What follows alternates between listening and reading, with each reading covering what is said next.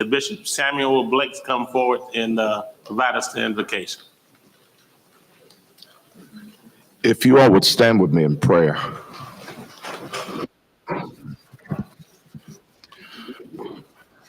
Father, how we thank you today for, first of all, the privilege of your presence and for all of these wonderful people who have assembled in this room. I pray, Father, that your blessings will be upon this meeting, that you will give to all of them understanding hearts and listening ears. I pray for every agent of change in this room. I pray that you will cultivate within them the things that are needed to affect change in the lives of the people they are assigned to. And Father, I pray that nothing will be done through strife or for vain glory, but that all will be done to your honor and to your glory. Bless Southern University and bless all of the faculty and all of the staff and all of the directors. Constantly cause this university to triumph in tragedy and overcome hurdles and be a beacon light for the world to see. And we will forever give you glory, we'll give you honor, and we will give you praise. And let all be done until the end that lives might be changed and people might be affected for the betterment and never for their detriment. It is in your name I pray, and I give you glory. Amen. Amen. Strong and profound. Wait a moment after the invocation, Bishop, we want to present you a certificate. Thank you for being here today. I'm asked that the invocation presenter come forward. I think it's Melina Guidry. Is that correct? Allegiance, I'm sorry.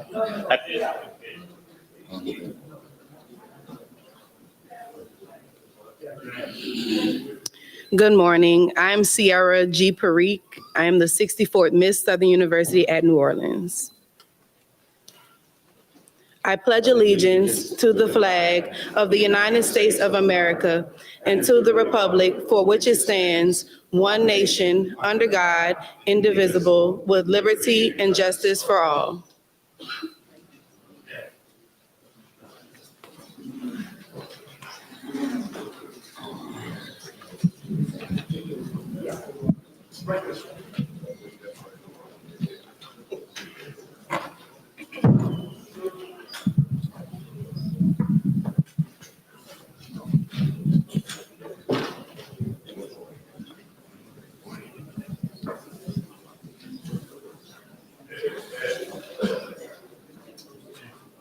Good morning. How you doing? Mm-hmm. Okay.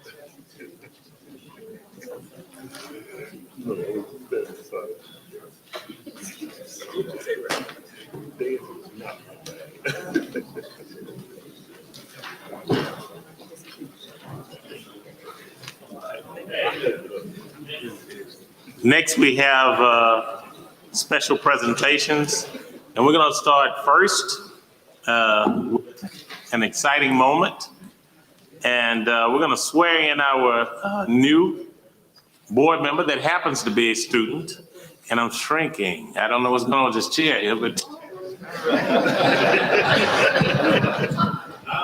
I'll tell you this, it wouldn't be shrinking if I wouldn't be eating all that good food the last couple of days. So. I blame Suno and particularly the chancellor. So our distinguished incoming newest board member that happens to be a student, John Young, as a Southern University member of the Board of Supervisors.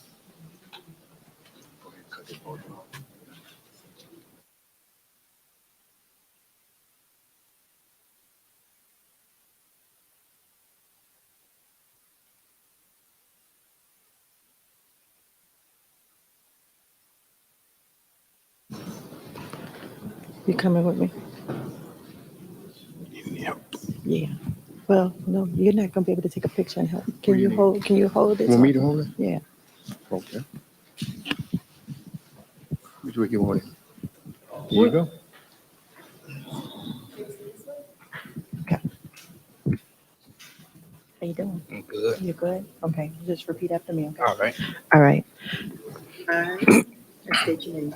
I, Jaron Young, Do solemnly swear do solemnly swear that I will support the Constitution that I will support the Constitution and the laws of the United States and the laws of the United States and the Constitution and the Constitution and the laws and the laws of this state, of this state, and that I will faithfully that I will faithfully and impartially and impartially discharge and perform all the duties incumbent upon me that incumbent upon me as as a member of the Board of Supervisors, as a member of the Board of Supervisors, according to the best of my ability. according to the best of my ability and understanding. So help me God.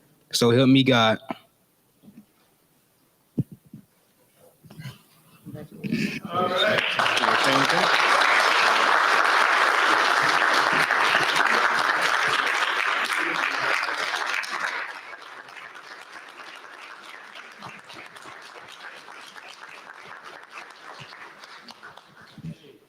That's wonderful. Well, say something if you'd like to, Jaron. You want to turn? You can face this way, I guess. Greetings and gracious salutations. I am Jaron Omari Young, and I currently serve as the 56th Student Government Associated President from Southern University at Shreveport, and I'm a sophomore majoring in Computer and Information Systems, and I'm from Bastrop, Louisiana. And I would like to thank the board for having me. And not only is it my pleasure to serve as a member of my school, but as a member of the entire Southern University student body. Thank you. Thank you. It'll be good thing. After this first meeting, you'll realize that we're going to be the ones thanking him. Okay, another special presentation, and we're going to take a. Okay. That's right. I forgot.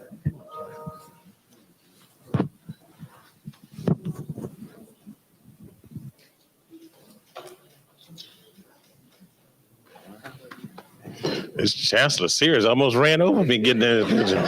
I'm sorry. I'm teasing. Yeah. All these people in New Heights around here. Violence too. Cut it off, please.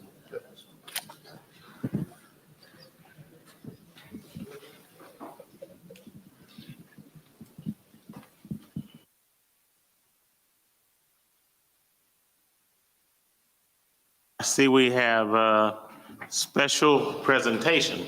We're going to lean to the wisdom of our chancellor and recognize whomever he deems necessary to recognize during this issue. Chancellor Ammons.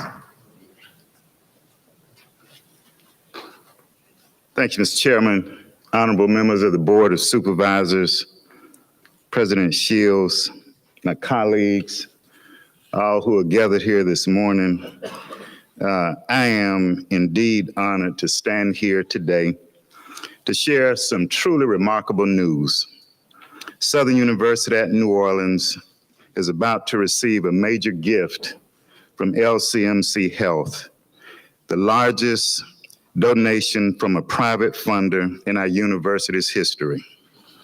This significant contribution will support scholarships for students in what is now the Department of Nursing, a program that has long been a dream for this institution. As we reflect on the history of this dream, we must go back to 2017. We broke ground on the Natural Sciences Building, specifically designed with space to house a nursing program. Our vision was clear, and the COVID-19 pandemic significantly exacerbated the already critical shortage of nurses, giving us even more reason to make this dream a reality. Recognizing our responsibility to be a part of the solution, we developed a proposal and sought approval from this board, the Board of Regents, and the Louisiana State Board of Nurses. But I have to say something to this board. You believed in us at a time when a lot of people questioned whether or not we had the ability to pull this off. And in June, this month, 2 years ago, our program was unanimously approved, and in June 22, we hosted a visit from the Board of Nurses, which led to the approval for the start of this program. And now today, June 23rd, 2023, we celebrate this significant contribution to this program and to the students. We proudly enrolled our first cohort of students in the Bachelor of Science in Nursing in August of 22, and they have just successfully completed their first year. And I want to take this moment again to remind the board that you graciously allowed me to leave this board meeting back in October of 2022. Then Chairman Shorty said that he thought I could be in a better place. And so I left this meeting to join my colleagues, Dr. Smith and Dr. Rugan, in the finalist interview held by LCMC Health to select its academic partners in institutions they believed would be a great fit to train future nurses for their healthcare system. LCMC Health's rigorous selection process was no cakewalk. We had to demonstrate our capacity to deliver a high-quality education to students enrolled in SUNO's Bachelor of Science in Nursing. And this substantial contribution that we're receiving today is a result of a well-written, compelling proposal and presentation and interview that we made to LCMC Health back in October. And you know, this day comes just after the nation celebrated the Juneteenth holiday. This is LCMC's first partnership with a public historically Black college or university. And one of the proposal's requirements was to concentrate on training and graduating a more diverse population of nurses. And our program will answer that charge. Funds from this award will provide an exceptional education and opportunities for students enrolled here at SUNO. And now I would like to invite Dr. Kim Rugan, our Vice Chancellor for Institutional Advancement, to the podium to speak more about what this program will look like and what it means for our university and how our students will benefit from this extraordinary partnership with LCMC Health.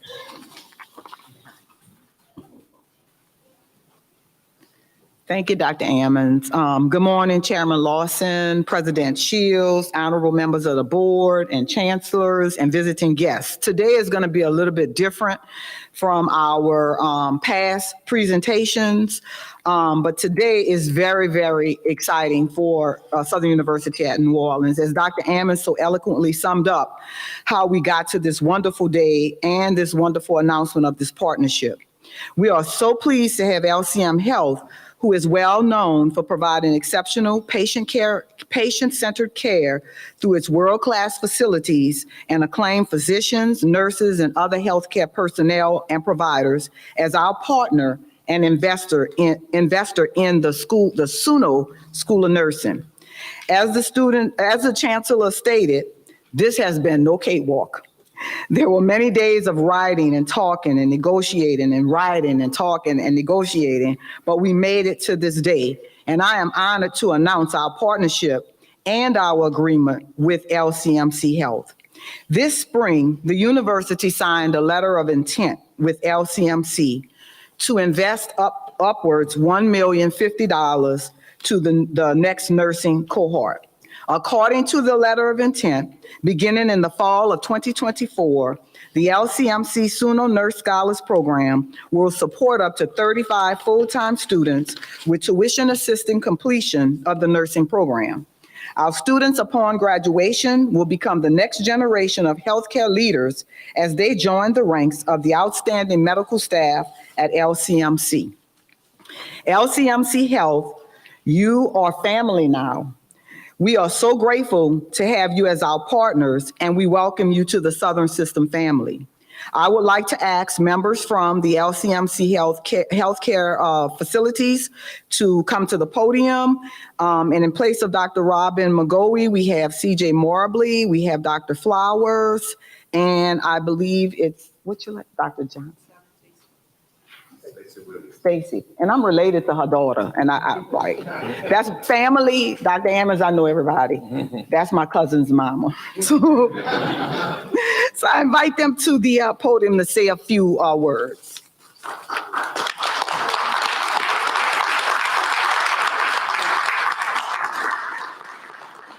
Good morning, everyone. I'm also a minister, so I almost wanted to say give an honor too. But this is such a great opportunity, such a great day. I am Dr. Tony Flowers. I am the Chief Diversity and Social Responsibility Officer at LCMC Health. We are thrilled to be celebrating this new partnership. LCMC Health has a strong history of supporting our communities with the best possible care, which includes investing in the health care of the leaders of tomorrow. Since our inception, we've been committed to taking an active role in preparing young talent to become the future of healthcare. It's important that we continue to build on our commitment to diversity, equity, and inclusion through initiatives such as these. Creating a sense of belonging extends beyond hospital walls. To successfully establish inclusive environments, we need to build thoughtful programs and administrative pipelines through partnerships with our community and stakeholders like you. This pipeline program is particularly noteworthy for community healthcare because our partnership will help address the critical nursing shortage.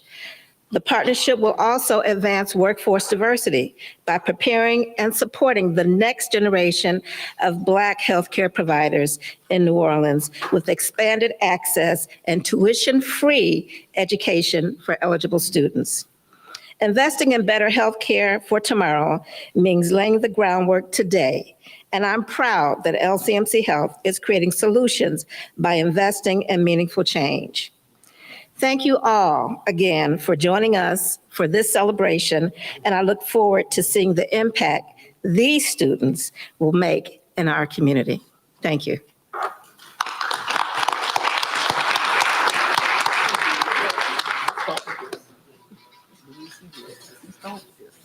Good morning, everyone. I am CJ Barberly. I'm the Chief Nursing Officer and Chief Operating Officer at New Orleans East Hospital, part of LCMC Health. I've had the honor to be on this journey with SUNO for the last few years, been part of the the team to put together a proposal for the Board of Nursing, being part of the team to help interview for the founding chair, and being part of the groundbreaking ceremony. So I'm proud to be part of LCMC and this partnership with SUNO to move this initiative forward, because we know that the only way we close the gap of healthcare disparities in our communities is that we educate and train people from those communities to give back to their families and their neighbors. So thank you for this opportunity to partner.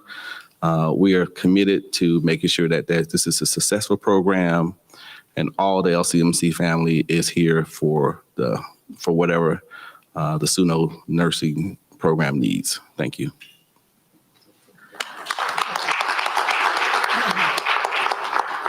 I would just like to say one final thing. We are working very hard to continue diversification of our workforce. I want to introduce Dr. Stacy Williams, who is our Director of Diversity, Social Responsibility, and Community Engagement, who also is an alum of SUNO. At Southern. At Southern. No, Southern Oh, University. I'm sorry. Hello, I'm sorry. I am an alum of Southern University. I received my PhD, was a part of the first cohort of the executive program in the public policy department. I am pleased to be part of this initiative. I look forward to working with all of you and improving the healthcare in our communities. Thank you.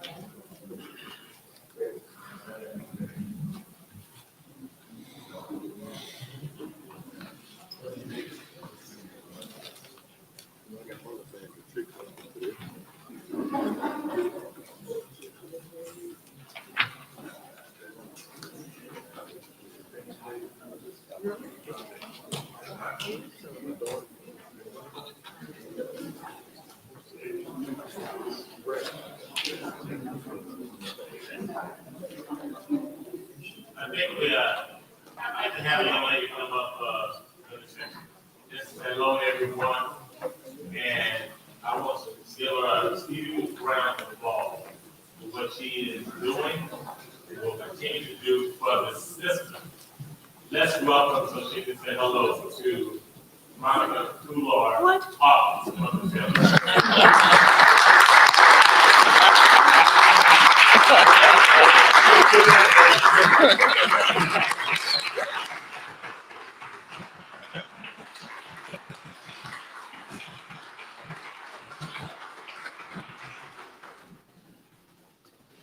Greetings, distinguished Board of Supervisors, faculty, staff. I was invited by Chancellor Pierre and his team 2 years ago to begin looking at ways to serve this magnificent system across the state of Louisiana under his leadership. I'm happy to report that since we started that 2 years ago, we've probably brought a half a dozen corporate relationships to test and learn emerging models. Chairman Lawson raised the bar. About 30 days ago, there was a conversation on your behalf out of a desire and an appetite to see Southern become the leading institution for non-traditional students, continuous learners, and to have the university system become future-proof and a future-proof leader in the higher ed sector. What you accomplished these last 2 days in retreat is history-making. We were sitting back there totaling the aggregate industry sectors that you all represent on the Board of Supervisors.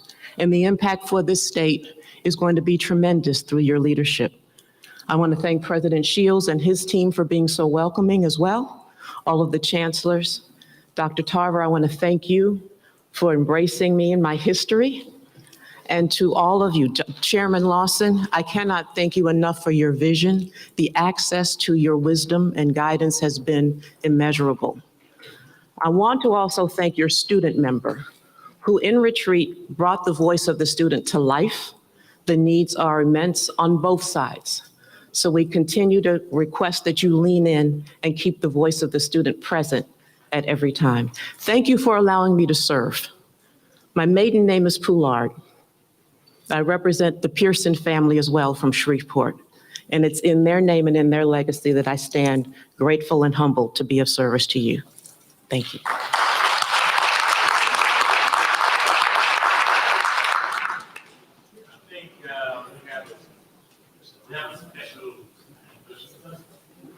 We have a special presentation from Shreveport campus.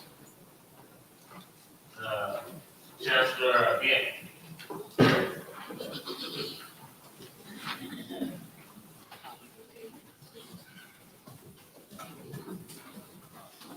Chancellor again. Good morning, everyone. Good morning. Chairman Lawson, Vice Chairman Whitfield, honorable members of the board, President Shields, and all who are assembled this morning. I'm excited to announce this morning that we are celebrating our 21st Gentleman Cooking Classic in the city of Shreveport this weekend, headed by none other than the former chairman of this board, Mr. Frank Williams of Shreveport, Louisiana. We will have individuals from our community who will prepare dishes. I think I have a table, but someone else is preparing my dish. This event is being held to raise funds. They've been raising funds for a number of years. And so if you are in our area, please join us on Saturday, June 24th, from 6 p.m. to 8 p.m. and it'll be held at the Convention Center in Shreveport. And I have a few aprons I would like to present. If you would join me, President Shields, Mr. Lawson, and Mr. Whitfield, if you would join me, please, Dr. Whitfield. Mr. Gilliam, will you please join me in presenting these aprons? Thank you.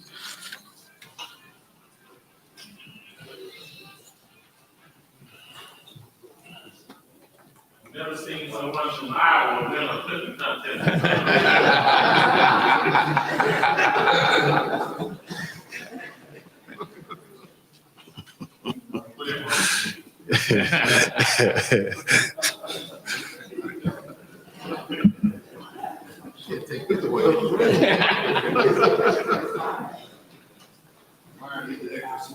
Extra small.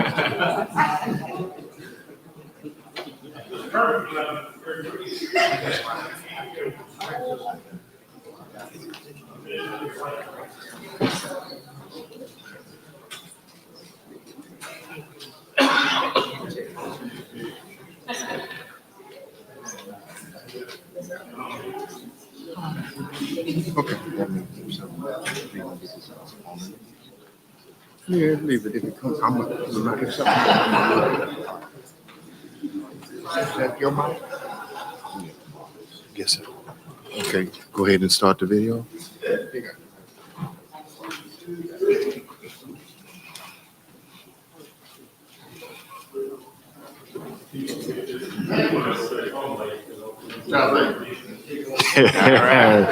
I'll be really this weekend.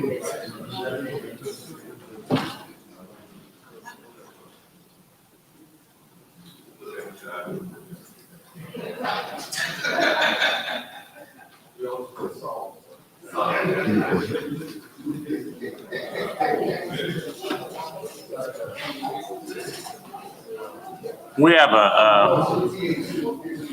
our next one, and we're getting to get through is what we decided to put this on the front end of the agenda. That way we can focus on the business at hand and keep moving. So the next one, we're going to recognize a gentleman that is just that. Sometimes it's not what you do on the job, is what you do when you're not on the job. It's what you do when they don't see you that matters. When you're in the church, it's what matters, what you take out of the church and put into practice, right? There's a young man that has done just that. He was in my hometown a couple of weeks ago, just spreading the word about being full of great character and being the role model that we often need in our communities and particularly for our young men. At this time, I'm going to ask our new Hall of Fame recipient from a wonderful Southern University system, Coach Pete Richardson, to come forward. Let's give him a round of applause.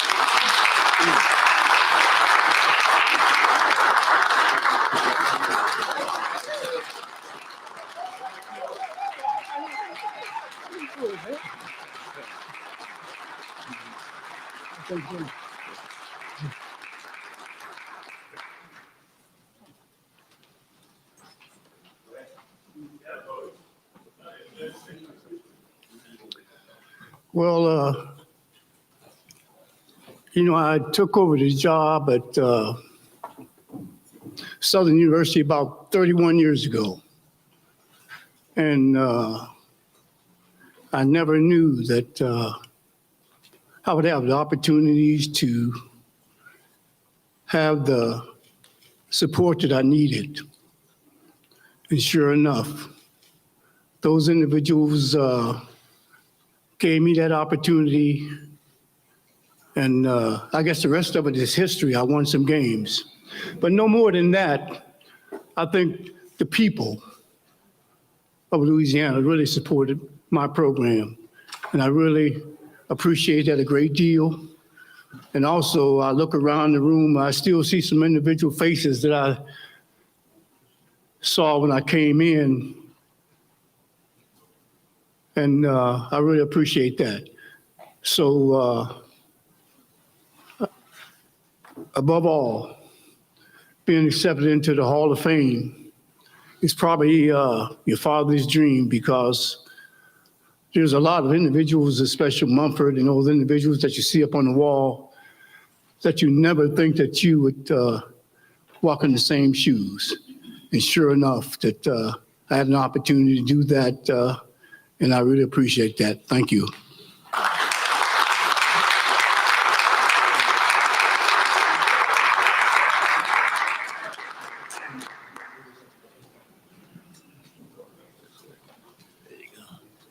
Coach Banks is in, and definitely let him take a picture.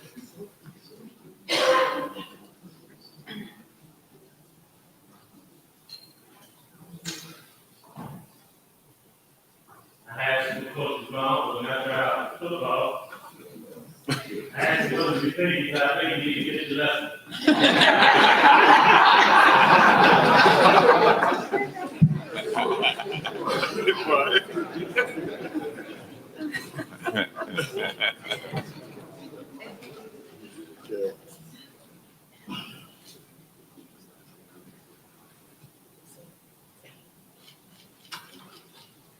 Coach Banks reminded me, and you can hear him every Saturday, he's still a voice on the radio. You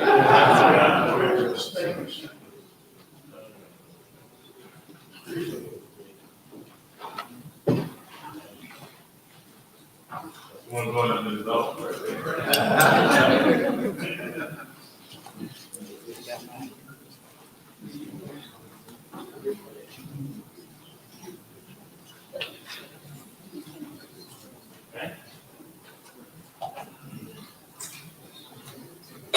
Next, we have a very, very special consideration, above and beyond award.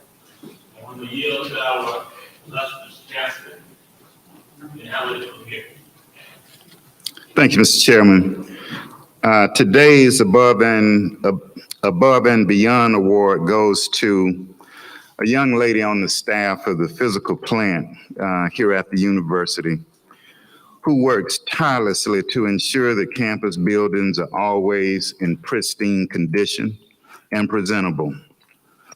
This young lady does not have no in her vocabulary.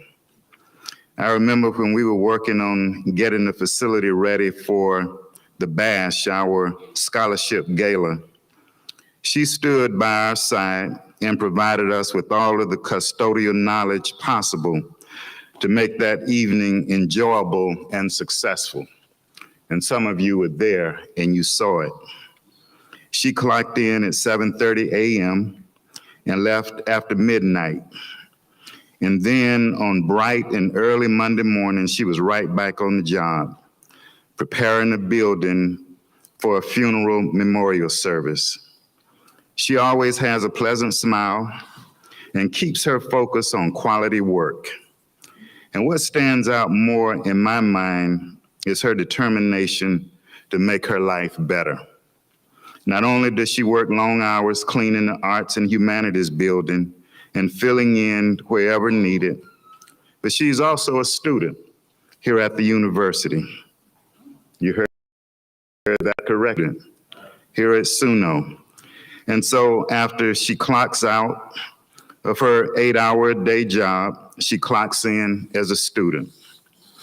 And when I think about this recipient, several adjectives come to mind: loving, helpful, kind-hearted, friendly, polite, harmonious, pleasant, and warm-hearted.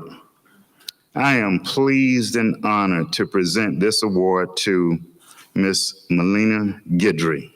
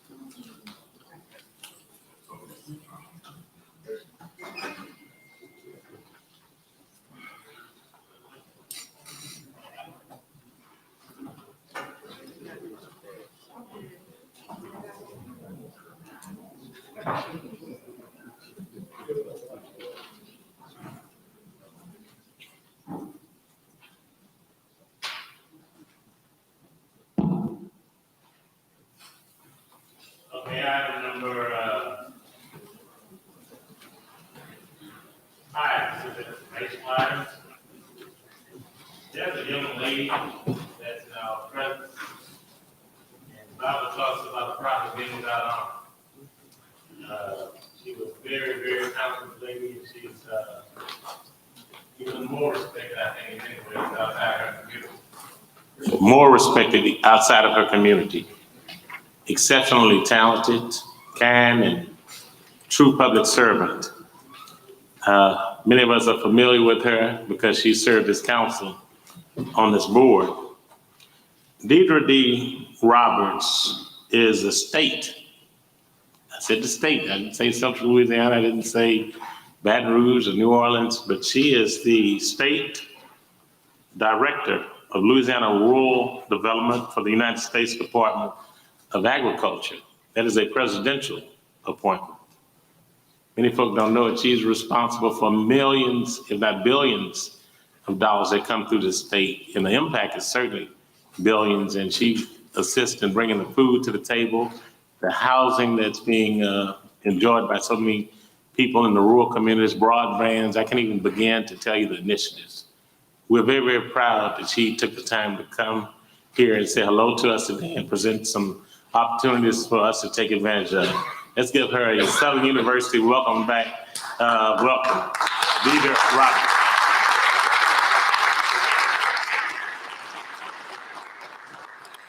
Good morning, Chairman. Thank you for those wonderful comments and kind regards. I truly appreciate it. Good morning, Vice Chairman, and all of the honorable members of the Southern University Board of Supervisors, President Shields, you and your executive team, as well as all my colleagues. It's always so good to come home to Southern University.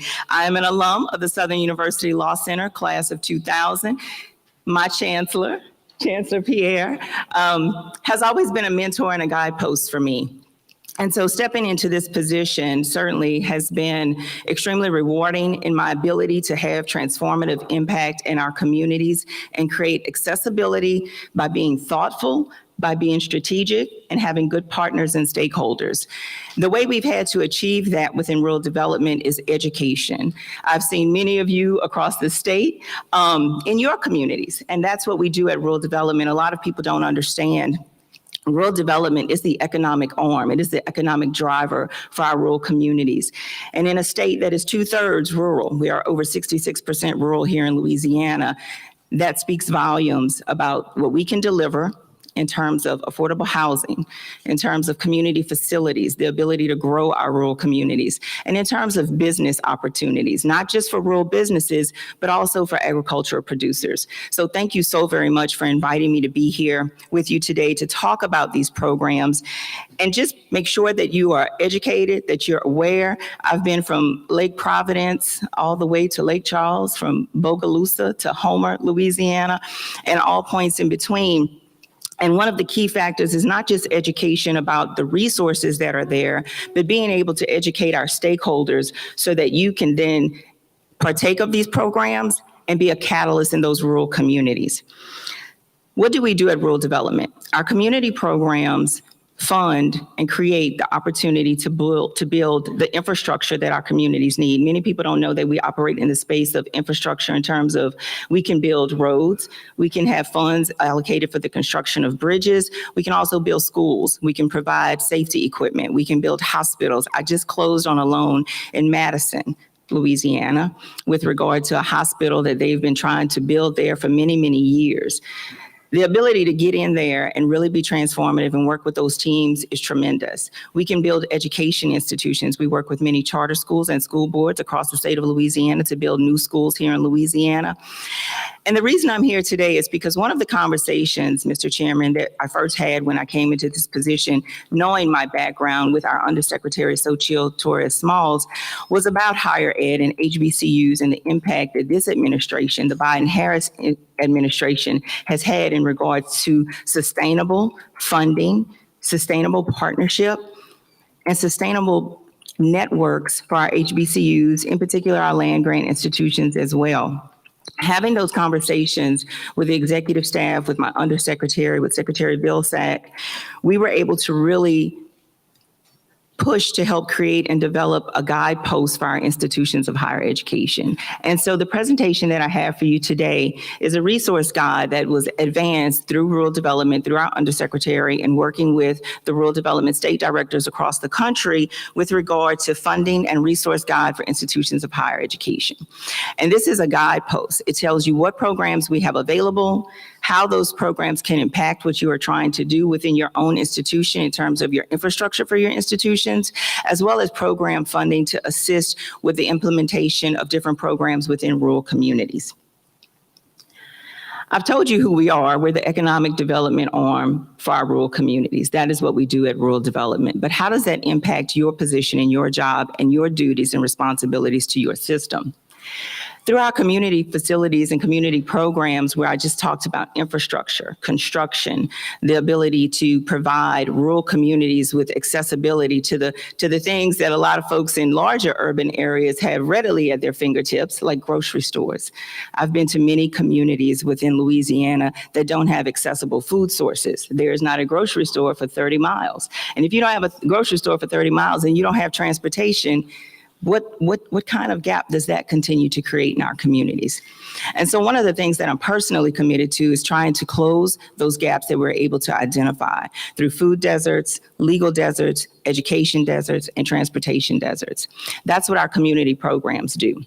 They provide funding through the programs for access to capital, direct loans, guaranteed loans, as well as grant opportunities for rural communities to take advantage of. Partnering with strategic partners like institutions of higher education, working on plans that help them develop strategic outlying areas within their communities that they need to address is an opportunity for synergy between what the institution has to offer and what the communities need. Our Rural Community Development Initiative grant is really an important grant that I think should be noted and one that should certainly be considered by institutions. It's a competitive program. It's for nonprofits to help housing and community development organizations.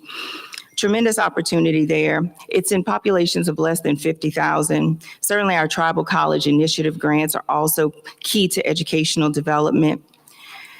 One of our new flagship programs that we're going to be steadily continuing to fund. I will say this, when I took this position, Louisiana allocated funding, certainly like all of the states across the board, but there has to be more conversation, more people at the table to drive that funding and show the need. Through the Rural Energy for America program that the Biden administration has put in place through the IRA, we have been able to increase the funding that's coming to Louisiana. Prior to this year, through our Rural Energy for America program, which serves our rural businesses as well as agricultural producers, we were funded for $1 million. It's a grant initiative program, funding at $1 million, 25% grant eligibility for businesses and ag producers. Currently, I have $5 million allocated to the state of Louisiana to close those gaps and provide funding. The grant allocation has been lifted to 50% grant refund. And next year we'll have $15 million in the state of Louisiana. That is a tremendous opportunity for our rural businesses to continue to grow. Rural businesses who need connectivity, education, training, which is another driver for our business programs, our Rural Business Development Grant, which is a workforce and economic development grant, fully grant eligible. I'm so proud of my team at USDA Rural Development. In the past 25 years, we've maybe received 4 grant applications for our Rural Business Development Grant Program. This year, because of our efforts, and I squarely put it on my team, I'm not a one-woman show. I show up everywhere sometimes by myself, but I have a tremendous team behind me. We were able to bring in 17 grant applications this year. We're able to fund 7 of those across the state of Louisiana, 1 in each of our 4 regions, and we'll be able to allocate over $15 million through doing those programs. That's a tremendous opportunity for workforce development and economic development in rural communities. I wish I could share those communities, but we haven't made the official announcement yet. But it really is tremendous to be able to have that type of impact.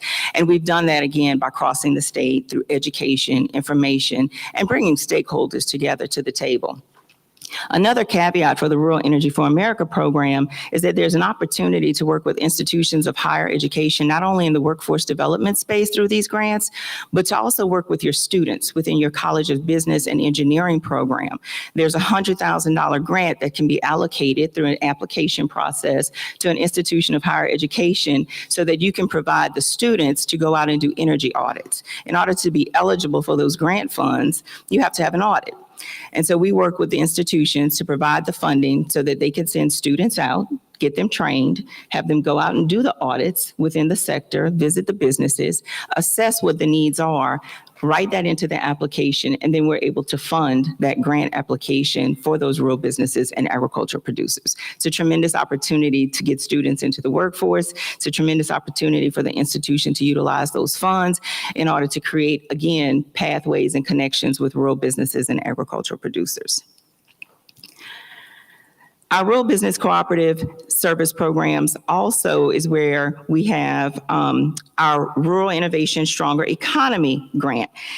That is a rural job accelerator. It's a partnership to develop expertise in delivering economic and job training impacts. I had a wonderful conversation with Dean Andrews, with Chancellor Pierre about that particular program. And I'm happy to say that I do believe that that is one that SUBR is going to be looking into a little further. But again, that's an opportunity to create high-paying, high-wage jobs for students, for individuals who live within rural communities. It's a great way to create a network and a pipeline as well, again, with strategic partnerships that lie within the institutions. Beyond that, our rural utility services programs, those are the programs that create broadband. Those are the programs that create telemedicine, right, Chancellor Pierre?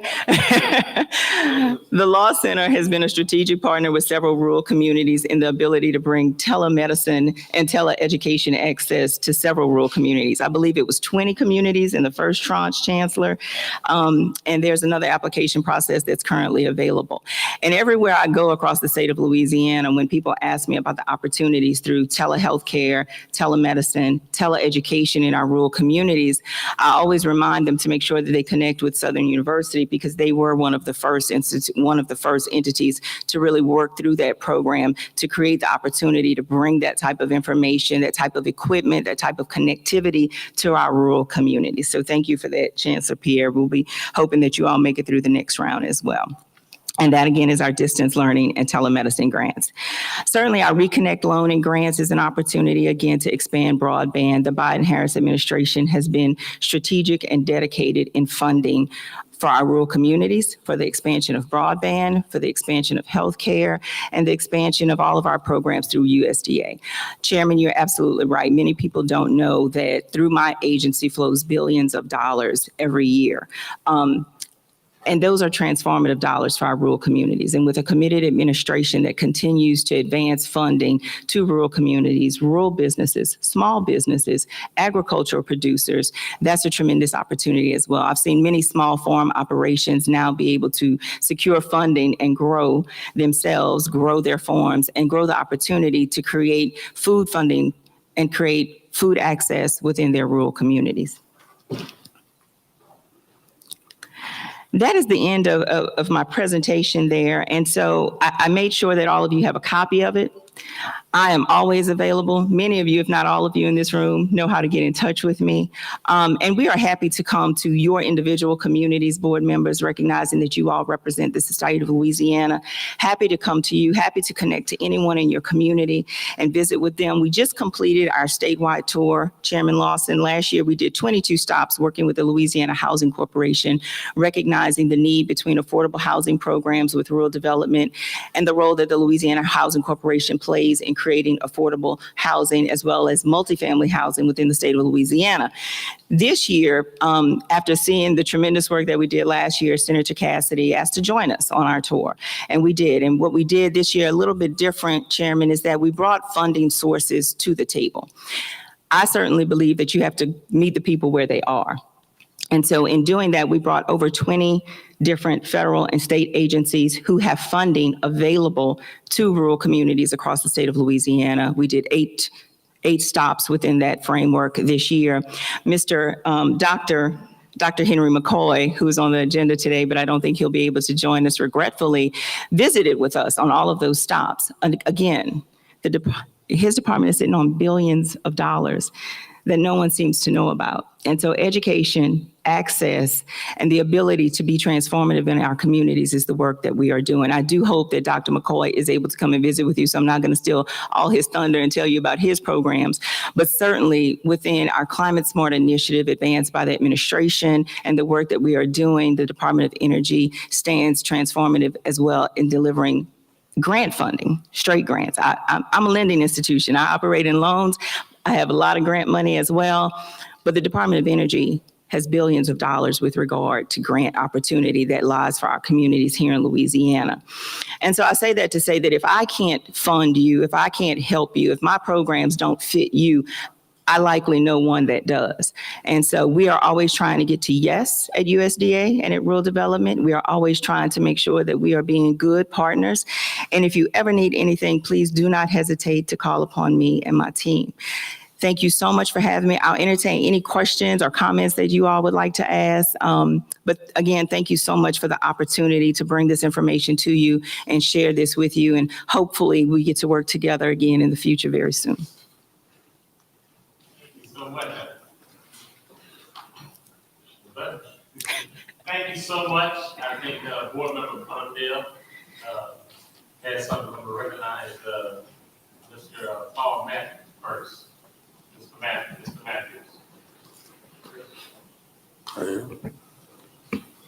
Hold it. Okay.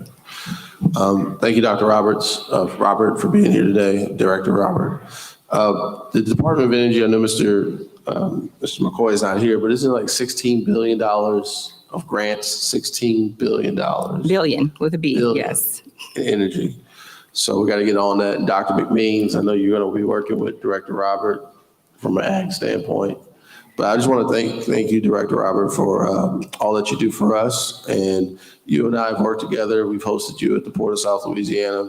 And I want the board and the public to know that I think this is the first time ever in Louisiana that we've had a state director that is crisscrossing the state and focusing on visibility and telling the story and exposing our people to these opportunities. So thank you, Director, for doing that. Thank you. Appreciate it. Thank you, Board Member Mondale. Director Roberts, thank you for your presence here at our meeting on the day. I want to personally thank you for what you've been doing for Southwest Louisiana. I know you're a servant, you served the state, you served the nation ultimately at this point in time, but you didn't forget about us. Several months after getting your appointment, you were down in Lake Charles. And for those of you who don't know, back in 2023, we had a catastrophic hurricane that affected every individual in our area. We all had to leave, the drop of a pen. But you didn't forget about us. This administration didn't forget about us. They sent help. They've been down there more than one time. And this conversation with regards to the grants with Dr. McCoy and yourself are impactful and can be impactful for our system. But I again want to personally thank you and your staff and your team for helping our area out. We were affected by four different events, natural events, 2 hurricanes within 30 days of each other, an ice storm that froze our city up for a week, and then one of the most historic rainfall that flooded our city. And all of this is within 9 months. But y'all didn't forget about us. So we want to honor your service, not only to the state, but to this nation. And I'd like and ask for you to join us to present you with this Bible. And hopefully the words in here will continue to uplift you in your journey going across this state, spreading the word and helping people in our community. So thank you again. Thank you so much. Thank you. Thank you again. You're We welcome. Appreciate you. Thank you. Thank you for having me.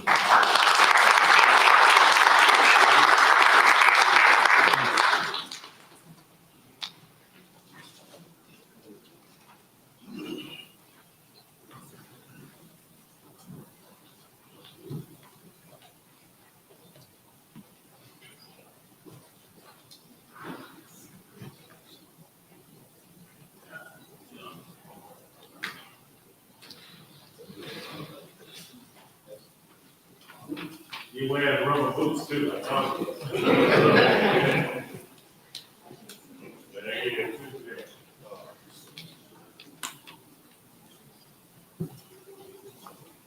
I want to show you all this special Bible. Mondale, people.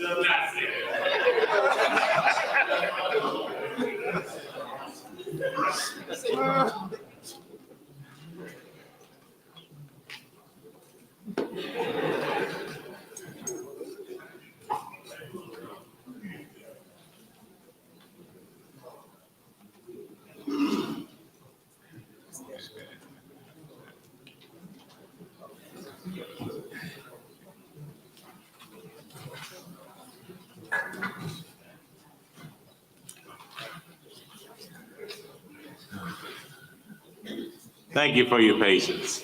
We'll go straight into academic affairs and ask that the chair of that committee, the Honorable Dr. Leon Tarver, call this committee to order.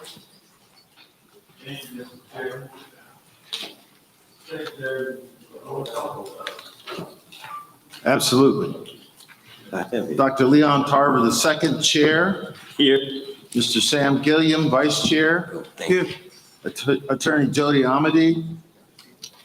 Mrs. Maple Gaines. Mrs. Ann Smith. Dr. Orlando Williams. Mr. Myron K. Lawson. Thank you, Mr. Secretary. Next item on the agenda is adoption of the agenda. May I have a motion to do so? Move for adoption of the agenda, Mr. Chairman. Seconded. Been properly moved and seconded that we adopt the agenda. All of those in favor, and on the sign of aye. Those opposed, so have it. Next item on our agenda is public comments relative to items on the agenda. Are there any comments to be made? Any folks? No cards? Thank you very much. And we pass on to action item 6A, request approval for the establishment of the Louisiana State and Local Government Training Institute. Chancellor Pierre. Yes, sir. I think I got this right on that. Good morning. There it goes. Okay. All right. Great.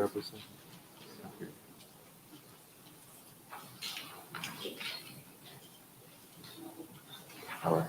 Good morning. Yeah. Now press it again. All right. Thank you, Dr. Tarver. Good morning.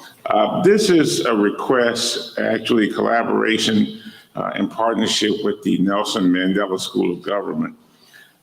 Been speaking with Dr. Ejigiri for the last several months. And we have been working together on a number of initiatives.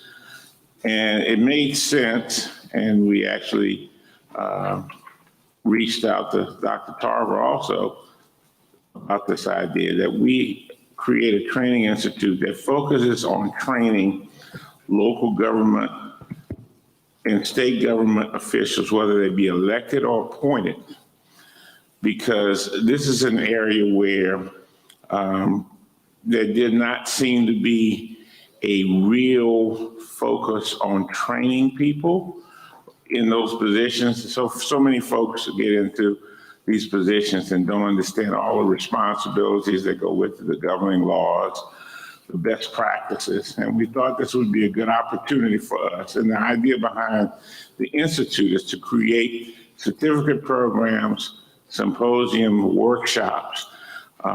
And we kind of got part of this. I did some research. And actually many years ago, the Ag Center did some things with some with police juries.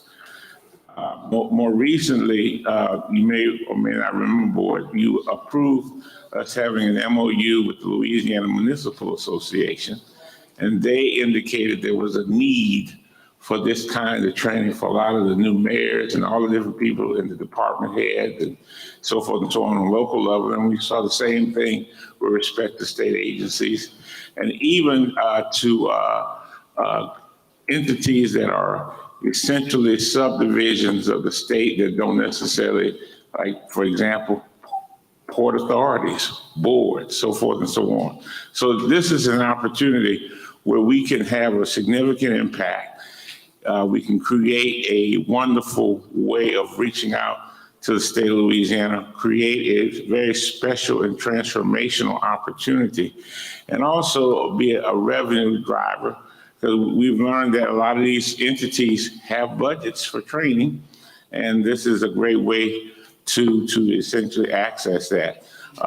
For example, and I was talking to Dr. Williams, she's going to introduce me to the head of the Louisiana Police Jury, and we already know that the new incoming president of the Louisiana Municipal Association is one of our alums who is the mayor of Taneyville. In fact, they're going to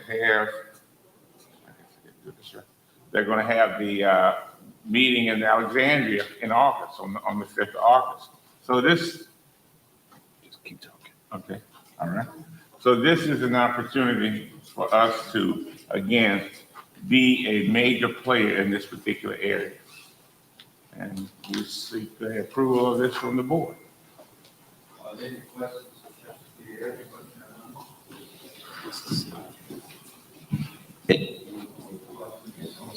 Move for approval, Mr. Chair.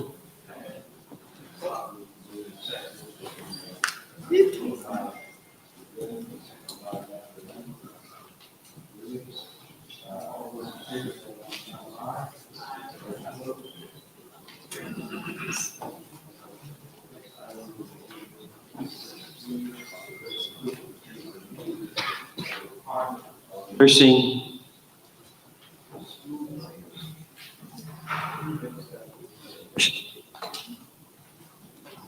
At Baton Rouge campus, Mr. President. It's at Suno. Is it Suno? Chancellor Ammon. I'm Yes. sorry. Yes. Dr. Ammons? Yes, thank you, Mr. Chair. Yes, we have submitted a request for approval to change the name of the Department of Nursing to the School of Nursing. Currently, Just run the stick to the board department members. is in the College of Arts and Sciences, and that college offers 14 degrees, 3 other departments, and 3 other academic units. We think that by elevating the department to the School of Nursing will, first of all, give it more visibility, and it will bring it in alignment with all of the other nursing programs at public 4-year institutions in the state of Louisiana.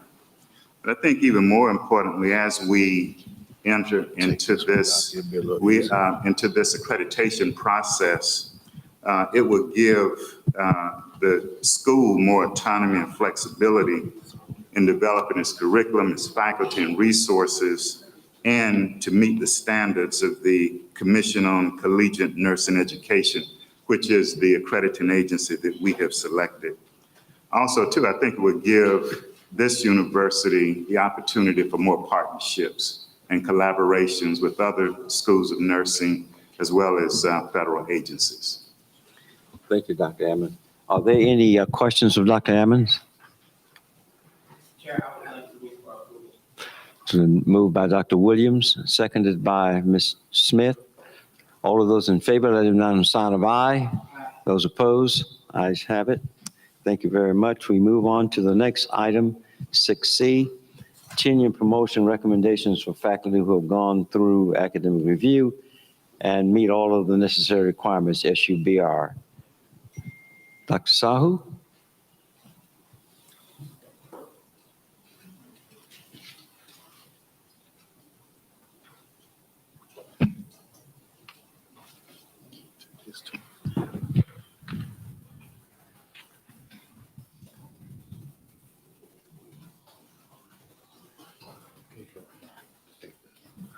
Honorable Chairman, Dr. Tarver, members of the committee, Academic Affairs Committee, I'm requesting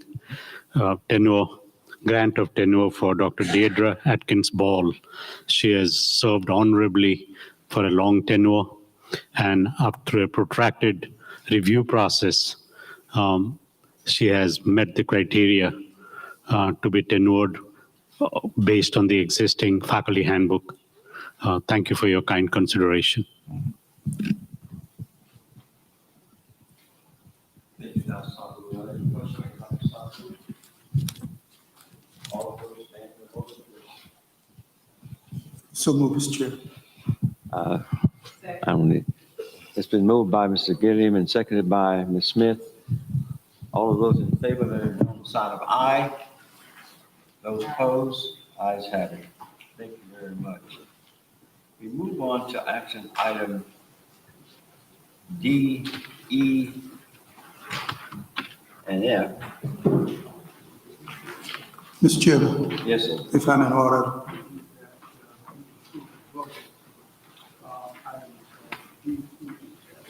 Is there a second? Second.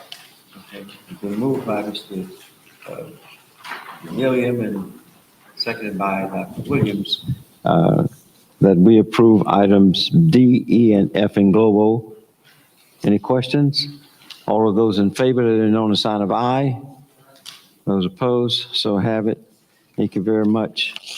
Mr. Chairman, we go now to item 7 of the business. Is there any other business before the committee at this time?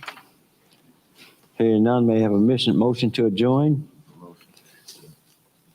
Mr. Abadi, passed. I'm sorry, Mr. Gillum, you seconded it? Okay.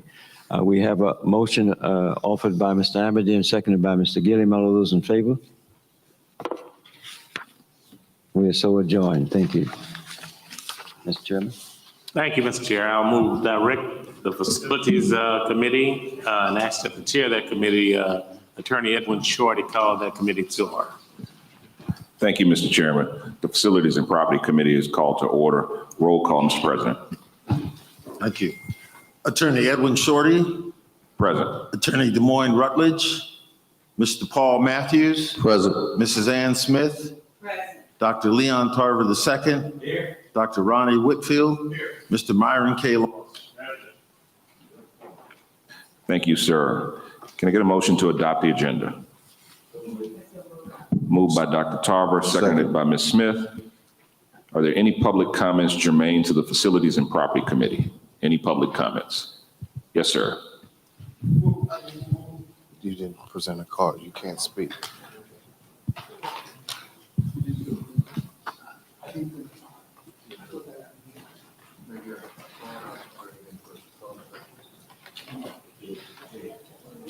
I want to, let's move along with the public comment.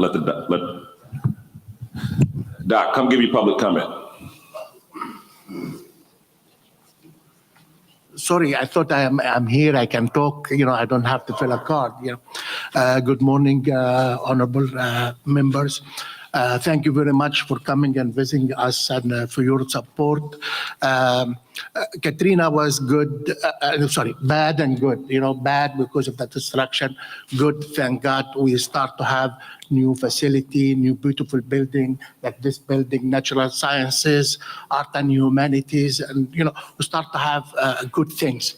And unfortunately, whenever we receive those buildings, they have flaw. So there is a problem with them from the first day when we received the natural science building. There is a roof leaking. We start to have air condition problems. Our school is small school. Our budget is limited. We cannot keep fixing all those problems. The system, the facility in the system and the state received those buildings from the contract with problems. And really, we need help from you because I feel bad, Chancellor Ammons every week spending money right and left on fixing problems, air conditions, and, we receive new, like in the physics lab, we don't have electricity on the table, all right?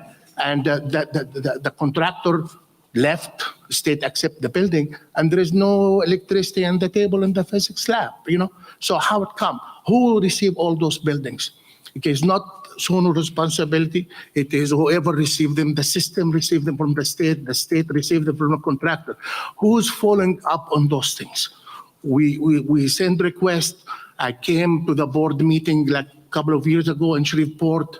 The facility director at that time came and he started to blame the faculty right and left. Oh, there is a mold in the building, but the air conditioner is not working. That's why we have a mold in the building, right? Sono has to spend money hiring contractor to clean and all the stuff. From where we're gonna get all this money, Thank you very much. Thank you, sir. Any other public comments? Seeing none, we'll move on to our first informational item, but I would want to briefly respond to that public comment. It's something that I think we're all aware of. And we realize that when the state turns over some of these buildings, that they don't necessarily turn them over in the condition that we want them in. And it's a conversation that the chairman and I have had about us sometimes needing to hire our own inspectors to double check the work that the state says if buildings are prepared for occupation when they're not prepared for occupation. And it's a system-wide problem dealing with how the state does construction projects. So it's something that everyone is aware of. And it's not just this campus, it's the Baton Rouge campus, it's the Shreveport campus. And there are issues with funding and making sure that the buildings are properly funded in the future so that repairs can be done. So it's not something that we're unaware of. And I think it's something that the chairman and the president are both committed to making sure that we can reach out to the legislature and make sure that capital appropriations are done to keep our buildings in a great condition. But thank you for bringing it to our attention. Mr. Dawson. Yes, sir. Thank you, Facility Chair Shorty, and to this committee, to the board chair, Lawson, and vice chair, and President Shields, and to this illustrious group. The point's well taken here. Very well taken. The points I can tell you, I received the email concerning that particular problem. I will be down here next week, and I'm bringing facility planning and control people to sit down and address some of these issues. The issues that he spoke about with the HVAC was something that I found when I first got on board. Basically, the contractor put the exit line that was supposed to go back to the chill water system. They switched the interior line coming in with the line coming out, and it caused vast problems throughout the HVAC system on the campus. We eventually got that fixed. Some of you know about the situation with the clouds in auditorium that were falling. We got that addressed, and that is even in litigation to some point, but the contractors, I think, were coming out later this month to our early part of next month to fix it. So the thing is, we do have issues that we have to keep our eye on, because sometimes when these buildings are turned over, they turn over in conditions that are not what they should be. So with that point well taken, and we'll be working with it. What I want to go through quickly, we got a special announcement that I'm very eager to get to. Just kind of want to go through quickly some of the things that projects that we continually have moving forward. We do have projects that's moving forward. We did have our session. We had success in some areas, but I do want to say that HB2 is over appropriated in some areas. So until it's signed by the governor and we move forward, we're still looking at some things that we're not sure with, but we still did a good job of getting things placed in there. Just, I'm gonna go through things very, very quickly. I know there was some discussion about the Ravine and Bluff project. The Ravine project is completely funded. That is being approved now at the federal level. The Bluff side of it doesn't have any funding on that project yet, but my understanding from DOTD, there's some money that's moving over that we can at least get a start there. There's also some assistance with another group that's looking at getting additional funding for the Bluff project. So that is something that's in the process of being completed. The new STEM building, we should see demo of James Hall in preparation for the STEM building sometime this year. That is going to happen. In order for the designers to complete their basic foundation design, they have to demo James Hall. That's in the process of being scheduled and done. I'm working with the campuses to look at flex spaces, so we've got to move people out and shift them around because of that. But that project is moving forward. The business building is going through finishing up schematic design. It should be going into possibly a CMAR according to facility plan and control. So that's another project that is proceeding. The Lewis Collier Hall, based upon what we asked for, there's some money that could at least go into some schematic design. It would not be enough to go into complete design, but it could get some look at that particular project. The gym at Sussler, we finished schematic design. We're moving forward with that project. Simone and I will be up there the next couple of weeks to kind of continue to meet with those designers to keep that moving. The mega shelter has some challenges, as usual. The mega shelter has some challenges at the federal and at the state GOSEP level. Okay, at this particular point, until FEMA says how much money they're going to give to the project, it's hard for them to move forward. So that's something that we have to continue to work with to try to see if we could get a good commitment from them. At Sussler, the Data Science and Analytics Workforce Training Center, that project is also moving forward. We should be finished with the programming. Maybe next week or so. I think the final program submission is being made. The nursing school addition at SUBR, we have some funding to move forward with getting the programming started on that. We hope to get that with Dr. Brown and those at the nursing center started sometime in the next couple of weeks. Okay. Now, just a couple other things I want to mention. The lab school at Southern University, there's some dollars that we can hopefully we can move forward with design with the P2 cash. There's also money that has been put into capital funds. So we're looking forward with moving forward with beginning that design process for the lab school. There was a couple other chill water lines. One's at Susla, the other chill water line at Baton Rouge, that we know the deterioration of those lines cause problems. There's funding to help move forward with some programming and some design in those particular areas. I got to say that also we've been working with a lot of deferred maintenance dollars. Been working a lot with the Ag Center, and they have some monies for their swine and poultry building. And what I'm glad to say is that the renovations and work that's being done in that building will coordinate with the ag corridor. So when you come over into the campus, when you see A.O. Williams, and I don't want to get into A.O. Williams today because it may give me heartburn to even talk about some of the details with that one right now. Let's not talk about A.O. Williams today. but the way that corridor is going to be designed it's going to look great. You will know that you have a sense of place. One thing that we're trying to do at the university, not just the Baton Rouge campus, but throughout the system, is create design criteria. What it is we're looking at being, how are we designing our buildings that they coordinate and relate to each other? And that's one aspect that we're doing at the Ag Center, and we're working throughout the Baton Rouge campus to get that accomplished. We have a lot of deferred maintenance projects. One big one that we're coming up with now would be the one that's about $2 million that will be at the J.S. Clark Administration Building. That's something that's happening pretty soon. Those that have been in the building know we've had some HVAC issues, okay? And not at the urging of the president, but the fourth floor is what we're going to be taking care of first. And we're looking at changing the design a bit because a lot of it is associated with our chill water loop. We're changing a design that HVAC system is not relying on that chill water loop so that we could add other capacity to other buildings and then allow us to provide the proper cooling and heating in those areas. So those are just a few things. I want to say that the process starts over, everyone. The process starts over. Once we finish this session, it doesn't stop. So now Simone and I will be visiting the different campuses, talking about additional projects, capital projects that we'll be doing. We'll be talking about additional deferred maintenance. I think they're coming from the Board of Regents. We should have about 50 million coming down, all for higher ed, not for Southern University, for higher ed. Last year, when they gave us 50 million, we got $7 million in deferred maintenance dollars from Board of Regents to handle 100. Not even counting the big things, but maybe just a major 154, possibly close to a $300,000 deferred maintenance need throughout our system. So we're just going to try to pick the most critical things and work hard at it. So with that, I'll answer the question before I make next introduction. Chairman Short. Mr. Vice Chair, please. Just real quickly, you know what I'm going to ask. How's my Southern lab doing? It's still, we have some money in the general fund that have been placed in there. I had a long talk with our senator about it.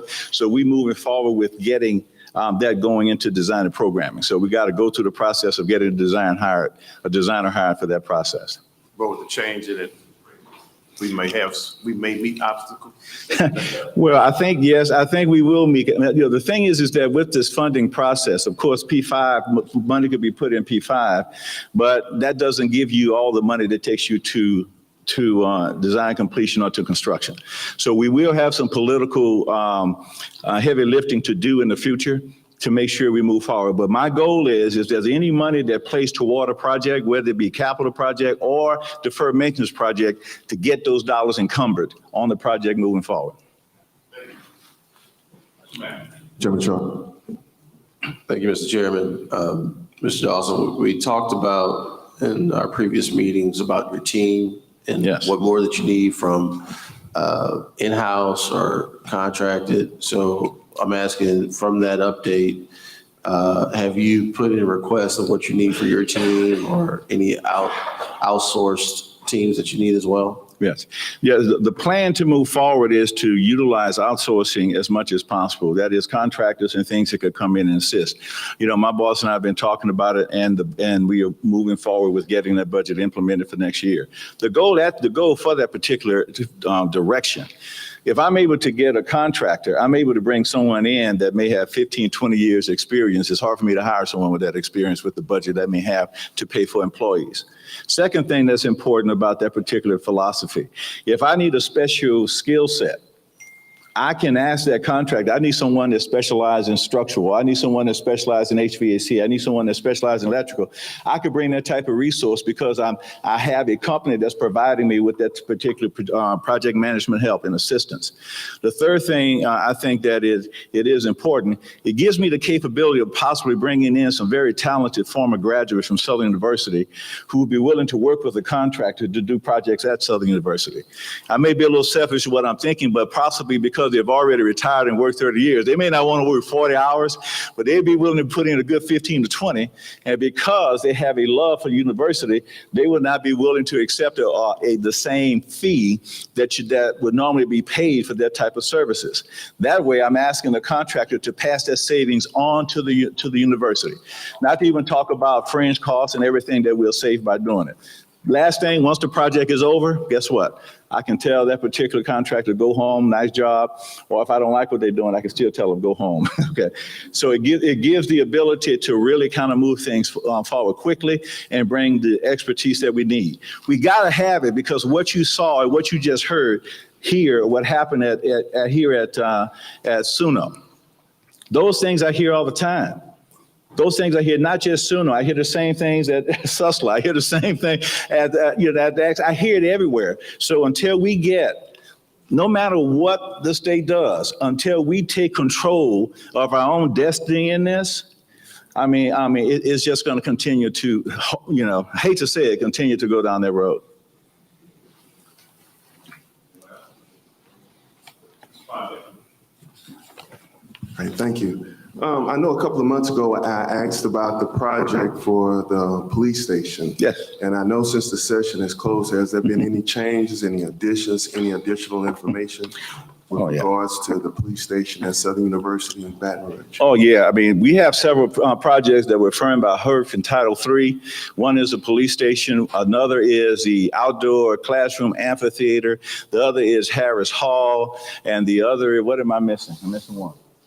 The Global Innovation Center. All those projects are moving forward, and those are some that we see breaking ground pretty soon. The Global Welcome Center, that's one that should be going out for bid in the next 4 weeks or so. So all those projects, including the police station, those things are moving forward. We had a little delay with the designer and submitting the information to FP&C, but those projects are moving forward.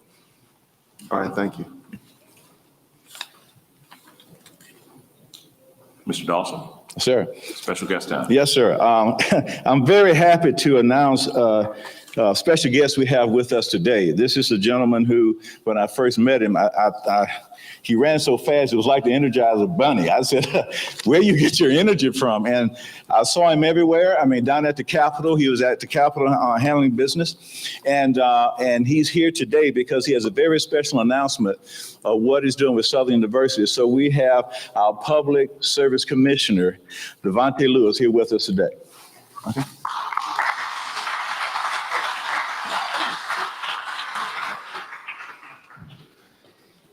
Well, thank you, Mr. Chairman. Thank you, board members. It's a pleasure to be with you today. Devontae Lewis, Commissioner on the Public Service Commission representing District 3, which is, as most of you may know, Baton Rouge all the way through New Orleans. So I have almost all of the campuses except for Southern Shreveport in my district. The Public Service Commission cares deeply about energy efficiency. And if you're not familiar with what that term is, Louisiana has one of the lowest utility rates in the nation. However, we have some of the highest bills in the nation simply because of what we like to call an energy burden.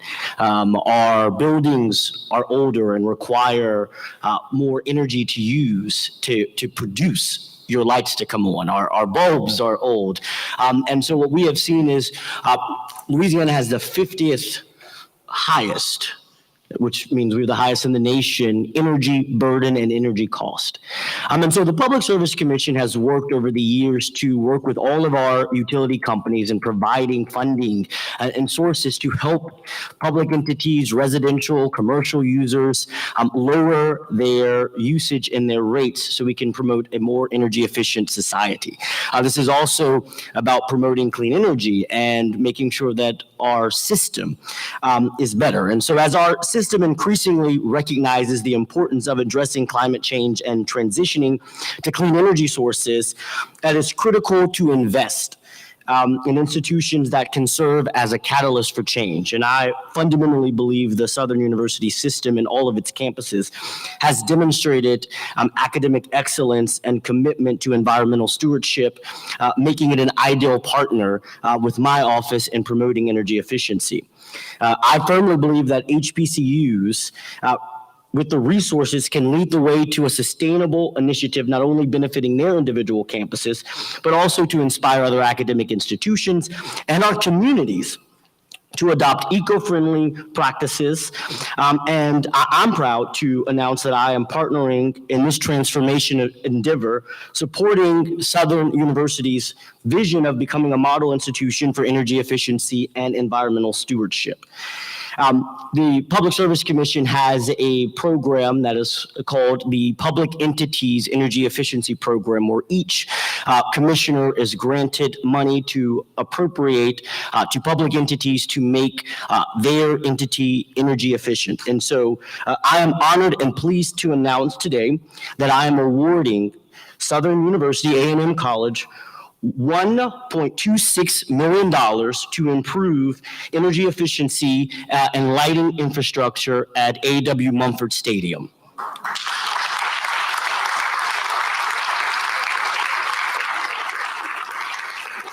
I firmly believe that this investment will reduce the campus's energy consumption. It will lower their energy cost. It would improve public safety and, of course, reduce carbon emissions, but most importantly, I think promote sustainable practices and enhance game day experiences that we all enjoy. And so this grant today is part of my ongoing commitment to promote environmental sustainability and fostering educational opportunities for HBCUs. And my office has already awarded the money. The project is underway. And I believe if everything stays on course, when we have opening game day, Mumford Stadium will have new energy efficiency LED lights that produces a real clean environment and a great game day experience. So I'm honored today to announce this grant to the university.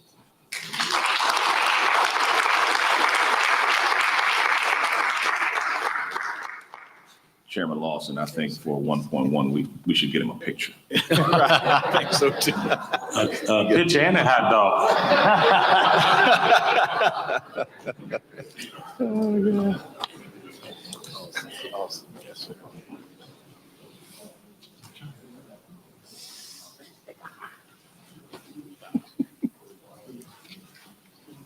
I realize that Representative Hughes has joined us, who carries so much weight for us in Baton Rouge.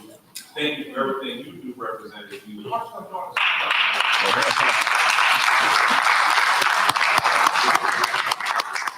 that suit, whether you were sitting in the back or not, you want to see it.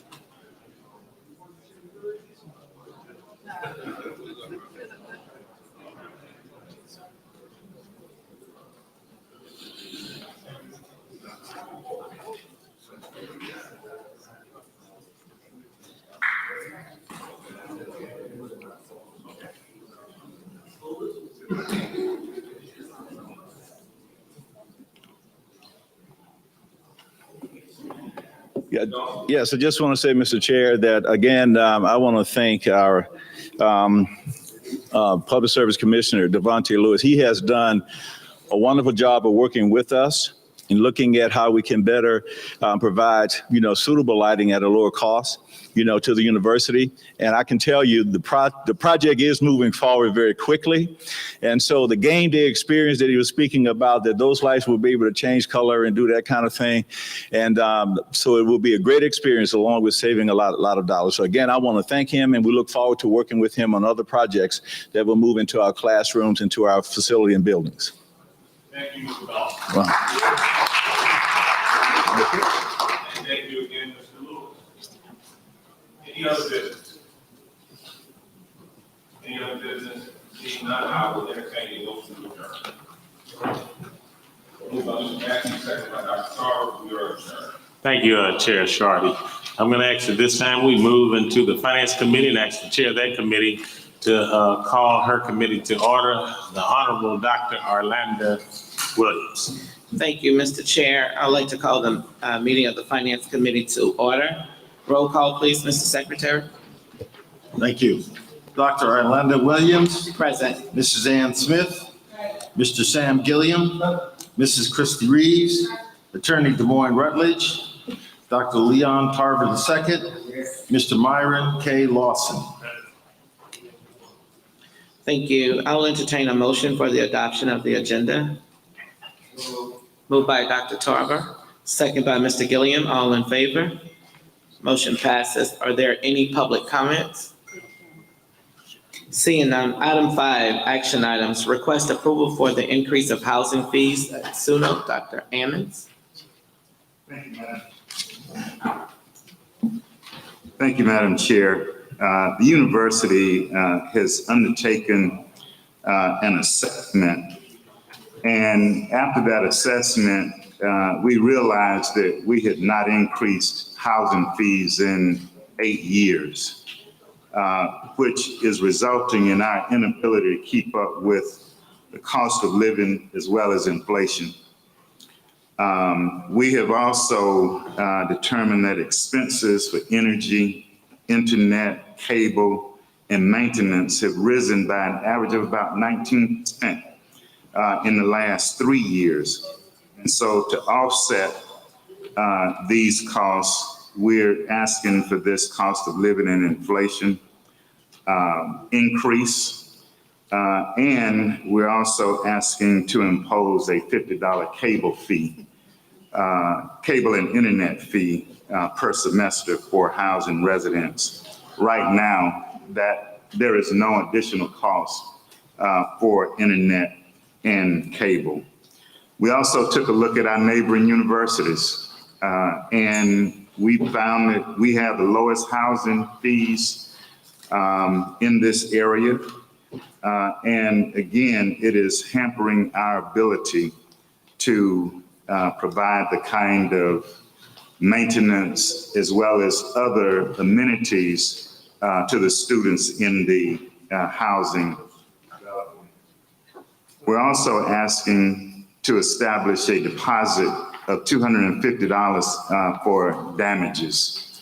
Now, we'll collect this at the beginning of each semester, but if there is no damage, that $250 would be returned to the students. Thank you, Dr. Ammons. Are there any questions? Ms. Ann? How much is the increase for housing? Well, it depends on the type of room or the type of apartment. For a 1-bedroom, we're looking at taking it 10%. It would be an increase of $440 per semester. 2-bedroom would go from $3,240 to $3,550, a 9.57% increase. 2-bedroom in Building 5, which is being renovated. This is going to be practically a new facility. That rate would be $3,700. It would be a 14.2% increase. And the 4-bedroom right now is 2,265. It'll go to 2,500, and that represents a 10.38% increase. And even with these increases, as we compare with many of our neighboring institutions, we're still the lowest.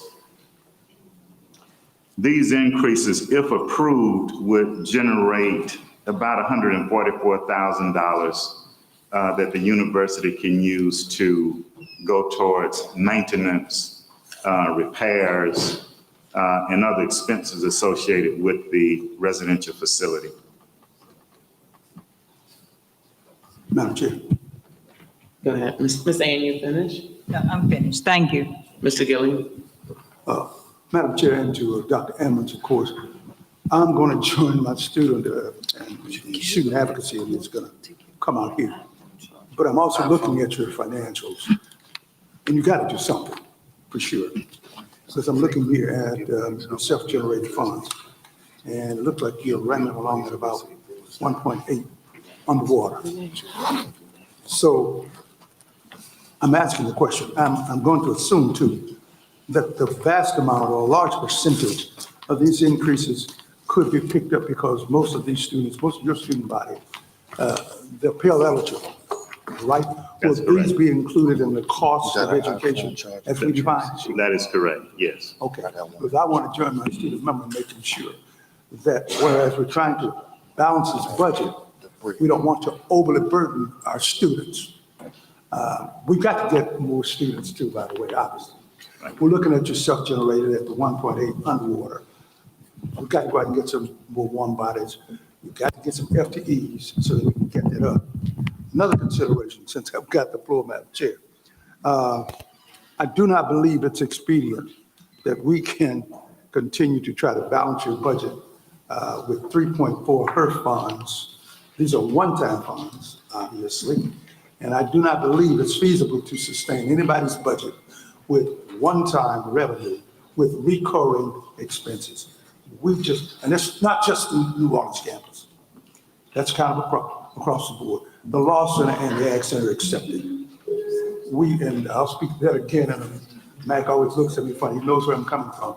But we cannot, it is not fiscally sustainable to try to maintain recurring costs with one-time revenues. And as I appreciate it again, this CARE money is going to sunset in about a year. Is that right? Give me an amen on that one. Okay, it's got an amen. Okay, Madam Chair. Thank you. Ms. Ann?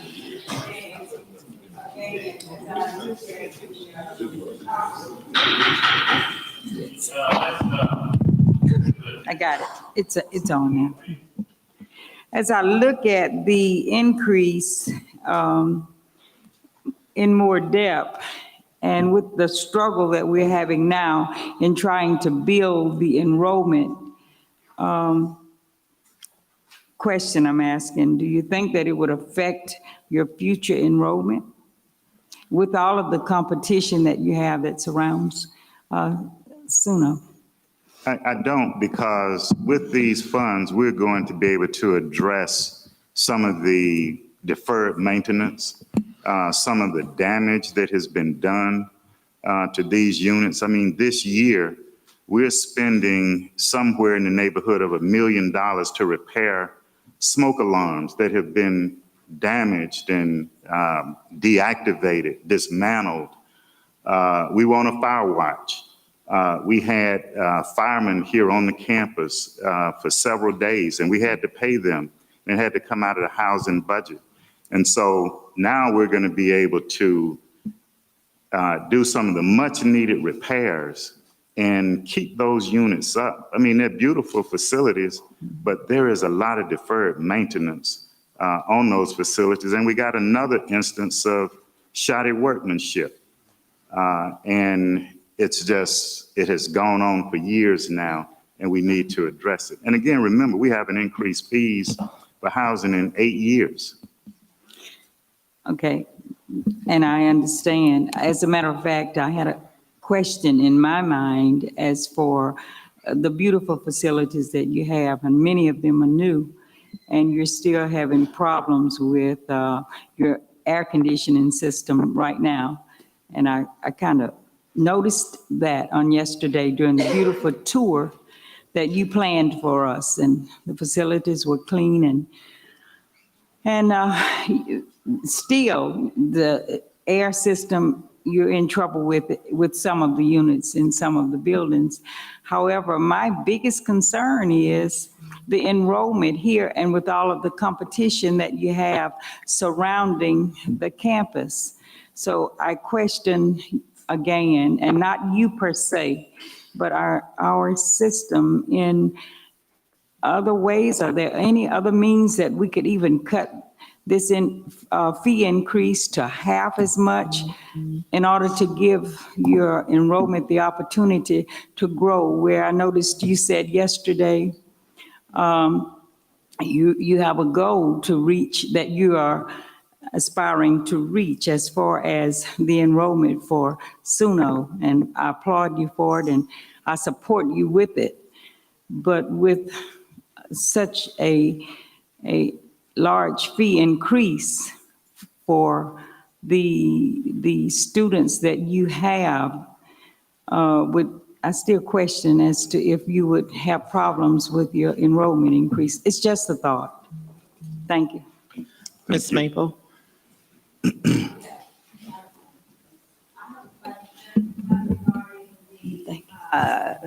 The students that remain at SUNO in between semesters. How many weeks are we talking about there in between semesters? I think it's usually about 2 or 3 weeks. Okay. And we have students that are, for some reason, possibly financially challenged, that they can't go home in between during this time. So you're proposing $350 a week for them to remain. Am I correct? I think that's the correct number. So if they are already financially challenged, then $350 a week probably is another challenge. Is that a lot? I want your opinion on that. If we're talking two weeks, $350 a week, and these kids are not going home because they more than likely can't afford it, or they have no home to go to. So let's talk about that more. I'm concerned. There is already a charge. I think this is an increase. I don't remember what the charge is now. Mm-hmm. But normally during the intersession, we clean the facilities, do the maintenance that needs to be done on them. And those students who stay, we also have to pay staff because we can't leave them alone. Right. And so there are costs with keeping these residential facilities open during the break. Do they remain in the rooms that they were assigned to, or all of the students remaining, are they then moved into an area where they are all together? How do you accommodate them while everyone else is gone? I think we try and concentrate them so that the people who remain, the staff that remains during the break will have a greater ability to make certain that, they're safe and they're okay. Well, in my mind, I'm thinking that possibly they would all be in an area which would be more feasible to supervise and make sure that they are safe during that time. Yeah, because we have over 20 buildings. Right. About how many students fall into this category? I mean, I know this. Who want to stay? Yeah, that are unable to go home in between semesters. It depends. I think the highest that I have seen may be about 30. About 30 students? Okay, for 2 to 3 weeks and $350 a week.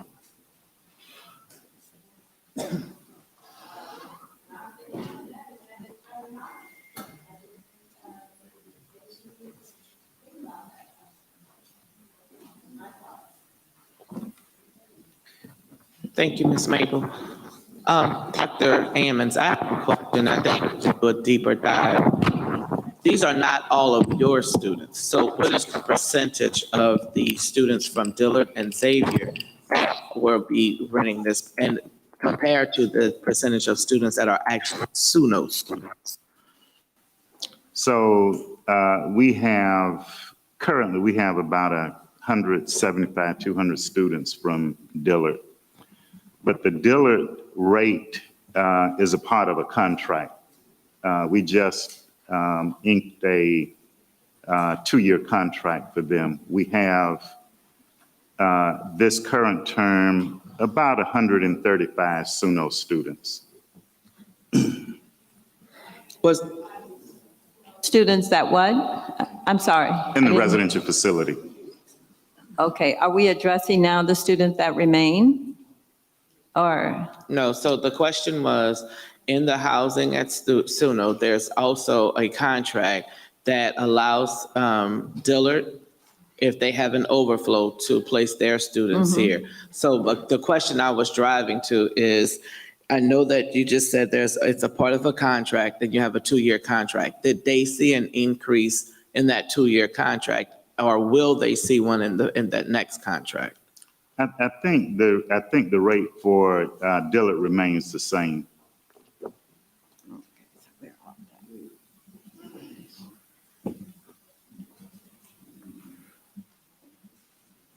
So 175 are not our students, 135 are our students. Correct. And so next year, Dillard is asking for as many as 300. At the same rate that they've already had. Yes.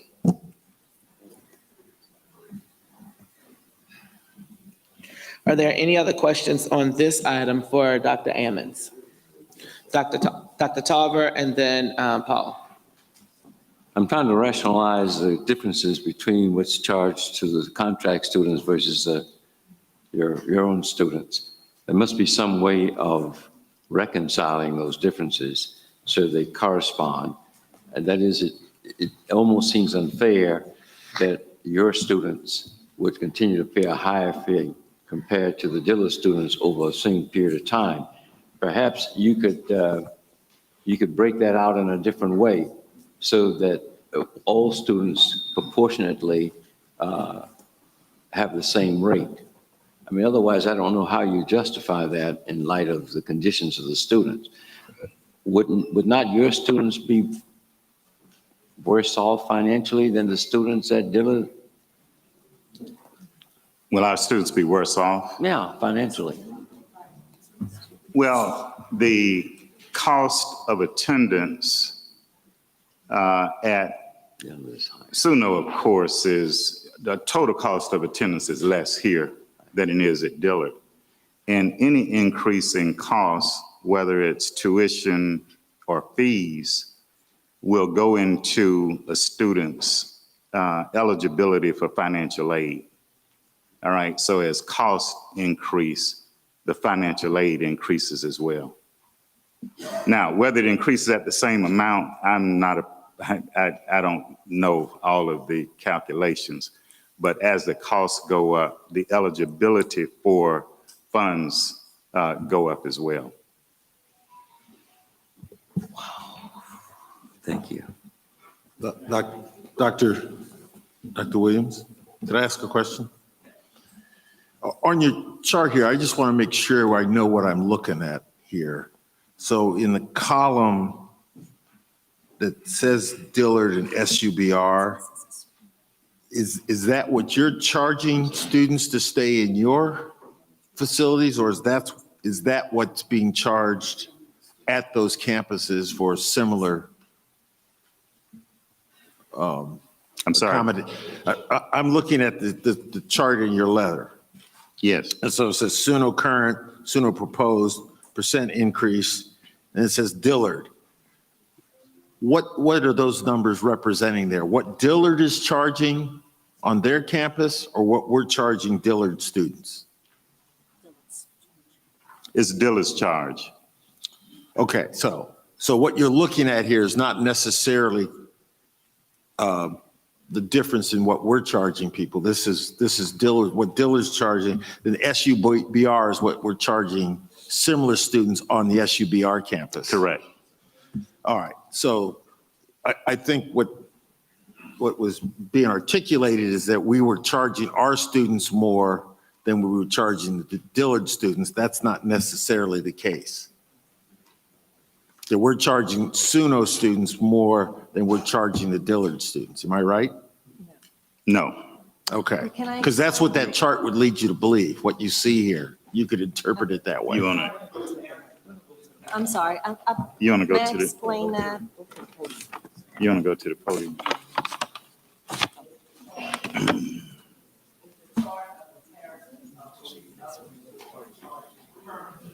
Correct.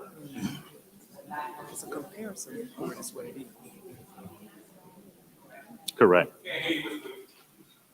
My question was, if the chart was representative of what Dillard, and if I was registered at Dillard and staying at Dillard without paying, you said yes. But it's not what we charge Dillard students to stay here.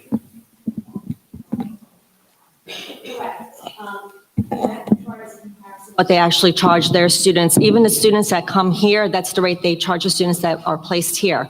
Where we are seeing the benefit is that we are guaranteed those rooms. Excuse me, could you state your name and position? I apologize. I'm Arlene Wheely, Vice Chancellor for Administration and Finance at Southern University at New Orleans. Okay.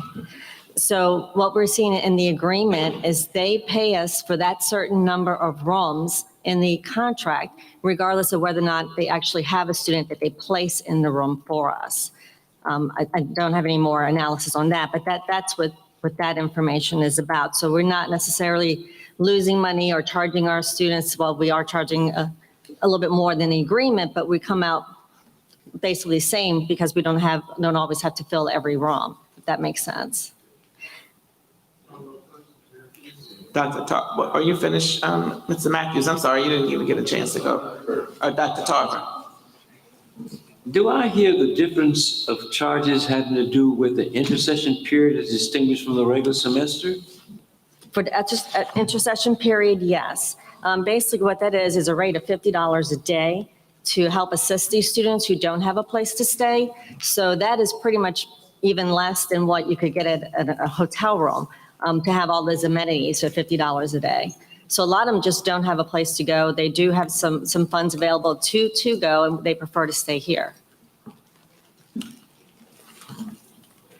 Thank you. Mr. Matthews and then Mr. Amadei. Oh, go ahead.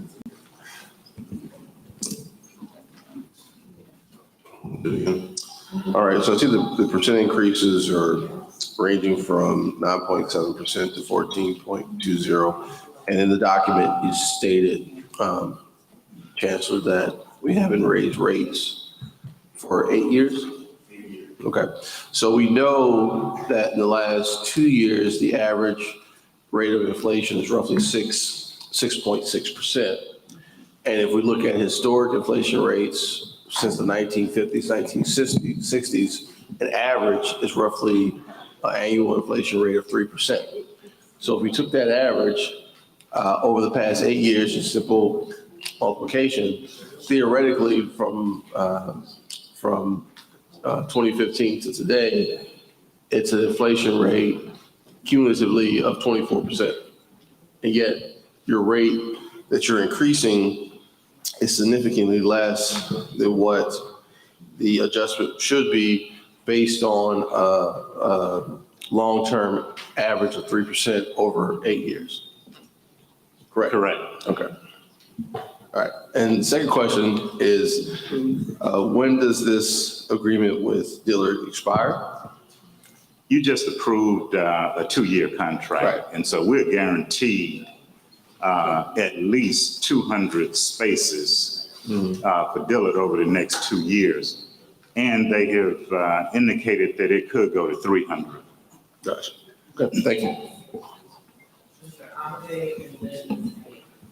Thank you, Mr. Chairman. And how many empty rooms do you have? If you take, how many rooms do you have on campus? put this in perspective. 698. And how many students do you have?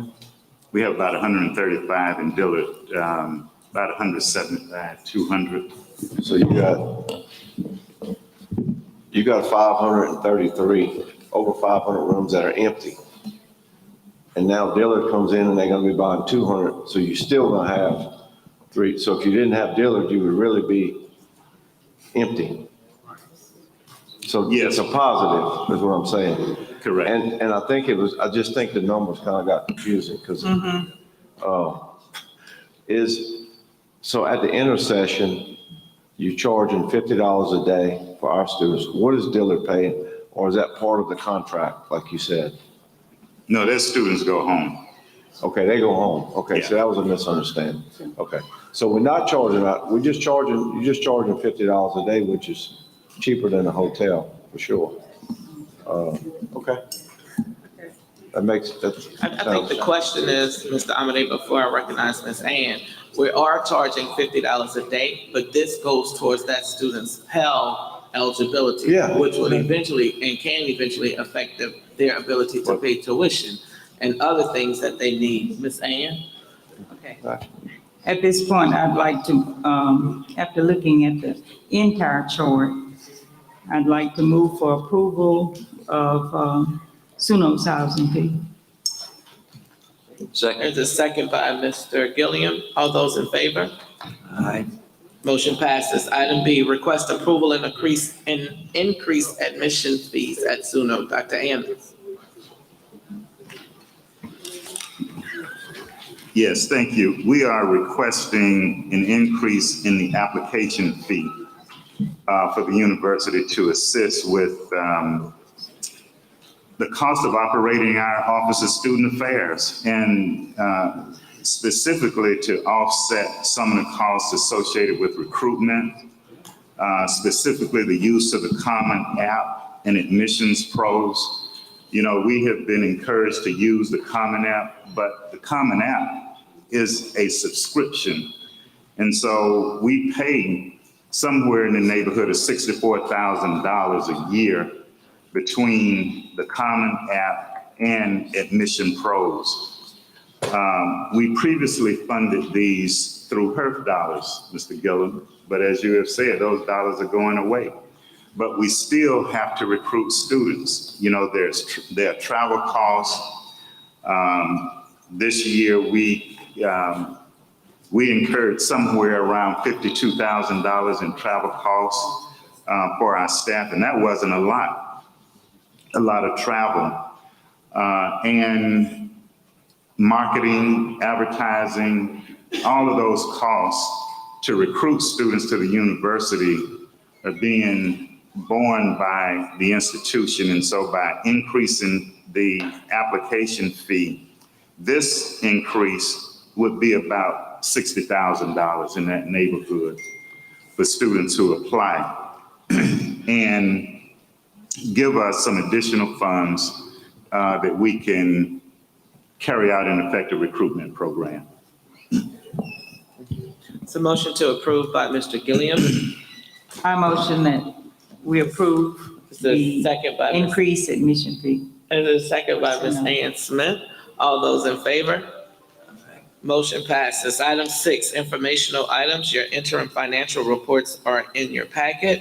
Item 7, is there any other business that needs to come before this committee? Mr. Gilliam. Mr. Chairman, Madam Chairman, brother. Just going back, just referring to the interim financial reports. Question, point of clarification, Mr. McClinton, if you would, or anyone else. Now, we're going to have a pretty hefty item of personnel acquisition to just a moment.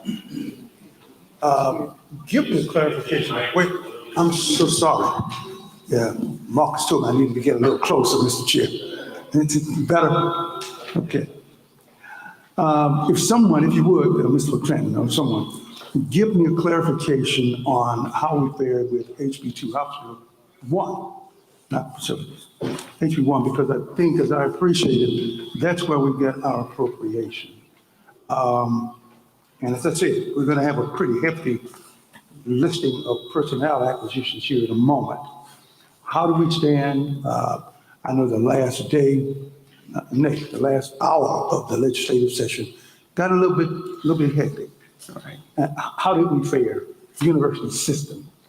Okay, I have that information for you, but Ms. Merrick is going to give a detailed presentation later on. I can do it, but she's on the agenda to provide that.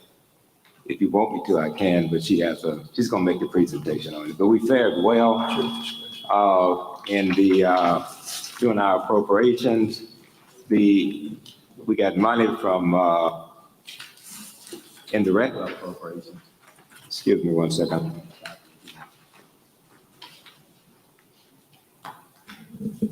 Okay, in the regular appropriations, we received funding for the total amount of approximately $10 million, which means that, and I can go into detail with it, for the general appropriation, the general fund distribution, non-recurring dollars from this year that we are in now was reduced by 3.5 million, and which was considered non-recurring. And that was 400,000 for the Ag Center, 700,000 for the Law Center, Suno 2 million, and Shreveport 400,000. That's normal, just one time. In addition to that, we also received formula dollars in amount of 839,189,000. The Ag Center received 350,000. The Baton Rouge campus received 480,000, and the Law Center 300,000. On the formula, 401,000. And Shreveport campus received 110,000, again, totaling back to the 839,000. We also received funds for mandated costs, and the total amount for mandated costs was 1,677,000. Of that amount, and the mandated cost is basic flow through. That means that these are not dollars that's going to really benefit the university, because it's the increase in costs of things like retirement benefits and things of that nature.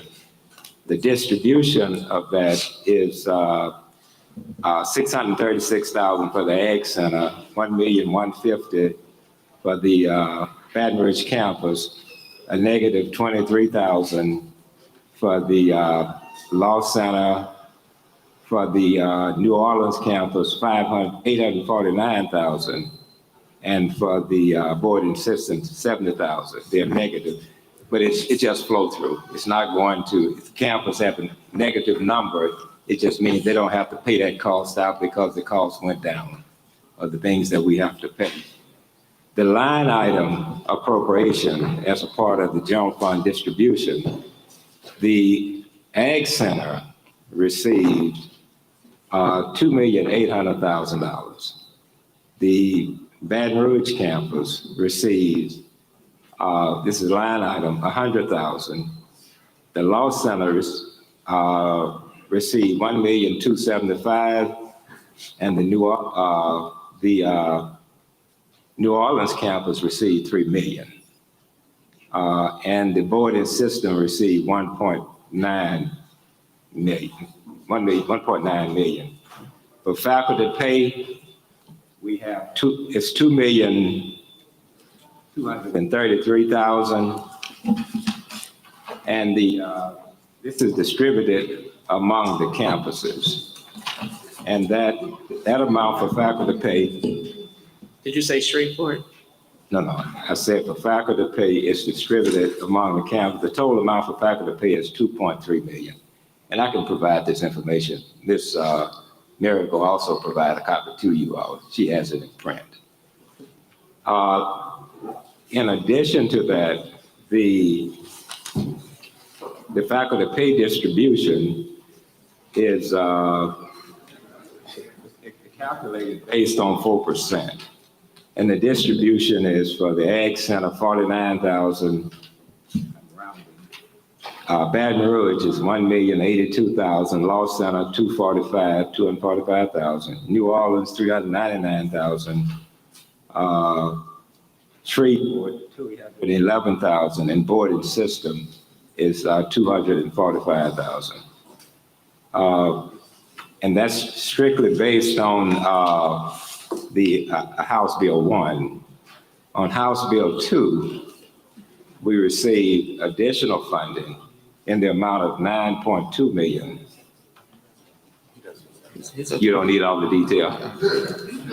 He just wanted the appropriation. But we're gonna provide it to you.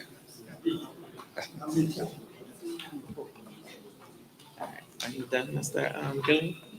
That's it? All right, seeing no other business to come before us, I'll entertain a motion to adjourn. Mr. Gilliam? All right. Is there a second? We stand adjourned. Thank you. Thank you, Madam Chair Lady. At this time, we're going to move straight into the Governance Committee. I'm asking the chair of that committee, Reverend Dr. Tolbert, to take charge of that committee. Thank you very much, Mr. Chairman. At this time, I'd like to call the Governance Committee to order. Mr. President, please give us a roll call. Absolutely. Reverend Dr. Samuel Tolbert. Present. Dr. Ronnie Whitfield. Mr. Jairon Young. Ms. Christy Reeves. Attorney Edwin Shorty. Dr. Leon Tarver.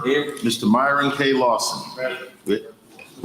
Thank you very much. On the third item on the agenda, the chairman has requested that we change this from an adoption item to an information item. So as someone make a motion to approve the agenda. So moved, Dr. Whitfield. All right, it's been moved by Dr. Whitfield, second by Dr. Tarver. Any discussion? All in favor, vote by saying aye. Aye. Any opposed? The ayes have it. So at this time, Mr. Chairman. Thank you, Mr. Chair. The intent here is to certainly be transparent, deliberate, and to get the best qualified candidate we could find, preferably within the ranks, but if not. Excuse me, Mr. Chairman, I skipped something before I got to that item, the public comment section. I need to get that first.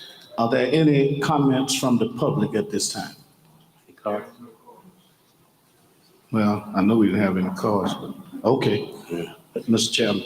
Thank you, Mr. Chair. So our intent is to be as transparent as possible and to make sure that if a search is waived, that we'll have the criteria that would stipulate the extraordinary circumstance that would call for us to waive a search.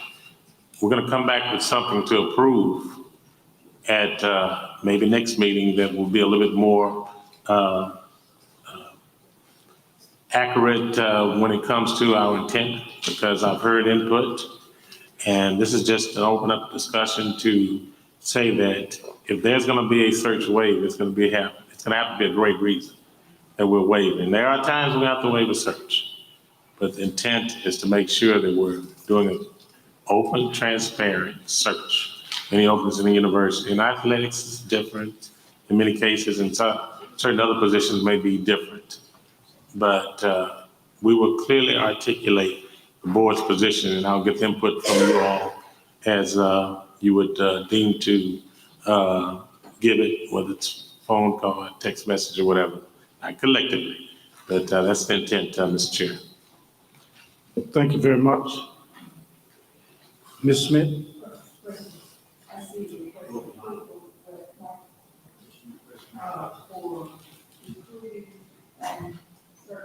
Procedure, does that include the waiver,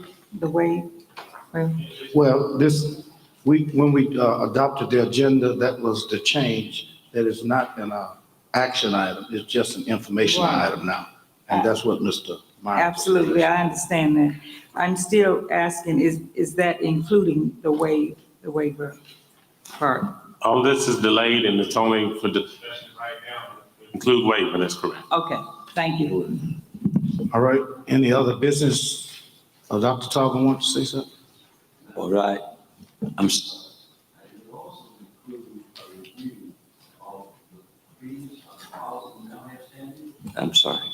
To be clear, there is no policy. That's what I'm trying to promote. Correct me if I'm wrong. No, there is a policy. But we were talking about reviewing that in relationship to this change that is imposed in this document. And the other part of it was to look at considerations of a different time period in the submission of those things, so there's sufficient time for the board to be able to get the requirements in enough time to make a decision and not have it all happen at the same time the moment we expect to hire someone. I think we had a policy that was being suggested. I don't know if we ever adopted it. I guess, did we, am I correct? Correct. Okay, so we have never adopted a policy. That's what caught my attention. How were we following that policy if we didn't adopt it? I can tell you that it was there when I was president and I never saw it changed. Maybe the research has not shown that, but if you look at the record, you'll see where this has been existing now for at least the last 10 or 12 years. Yeah, it was adopted. At this, the attorney, can you let us know if this has been adopted or not? This policy we are discussing? No. What I'm referring to is an existing policy that the chairman says does not exist. Is that what you said, Mr. Chairman? It was an amendment, an intent to add the policy, and I don't think it was ever executed because it wasn't put on the agenda. I don't know what happened many years ago. But there wasn't, if it was an existing policy, the intent was to amend it. And that amendment was not executed. If I could kind of piggyback off what Dr. Carter was saying, I was under the impression, and I thought I had reviewed a policy previously, and that this informational item was for us to basically discuss when we're using the policy, when we're waiving the policy, and whether or not we want to make changes to an existing policy, not that we did not have a policy. Now, the first thing is, you gotta figure out, if we have a policy, and circulate that policy, and proposing changes, we can redline it, so everybody can know what we're changing. If I may, it's my understanding that HR submitted this policy and it was supposed to go in front of the board for consideration sometime last year or the year before, and it was never put on the agenda. And so what you have before you now is the policy that was going to be proposed under Dr. Belton's administration. But what policy that was in place before that, I believe there might have been internal practices, but not a system-wide policy on it. I beg to differ, but I certainly have seen it and lived by it, and we exercised it over decades. And what I now see is this is perhaps an attempt to reestablish or to expand a policy that exists. But you may want to call it practice. Sometimes practice does take the effect of policy. But we've been following a procedure. Let me use that term. We've been following a procedure for several decades. And it's been in writing. And in fact, if you look at all of the requests that have come in over the years, it obviously means it had to exist, because we've been using it. This president wasn't the first to use it. In fact, I can recall times when we specifically had a vote to waive the search. Exactly. And we were waiving the search based on a policy. Of practice. Well, I would think between now and the time this comes back up, we can really get clear understanding. Thank you, Chair. Since we don't have to act on it today. So they can do the necessary research and get back to us to let us know it was just proposed and we were using it thinking it was adopted or it was actually adopted. All right, but that satisfied? Yes, Mr. Chairman, that's fine. Thank you, sir, because I know you're the historian, so I want to be sure that I'm proceeding with your approval, sir. Any other business to come before the committee? If not, motion for adjournment? Thank you. All in favor, aye. Mr. Chairman, you now have it back. Thank you. Don't be giving me these tough assignments. Hey, you got it. That's the most complicated non-action item we've had this year. Personnel Affairs Committee, actually, the chair of that committee, the Honorable Sam Gilliam, call that committee to order. Mr. Gilliam. Thank you, Mr. Chairman. The Personnel Affairs Committee is hereby called to order. Mr. President, please give us a roll call. Yes, sir. Mr. Sam Gilliam. Present. Mrs. Christy Reeves. Attorney Jody Amity. Mrs. Azelle Dudley. Dr. Leon Tarver. Dr. Orlando Williams. Mr. Myron K. Lawson. Present. We have a quorum. Thank you, Mr. President. The next item calls for adoption of agenda. We have to make an adjustment or amendment to item C1.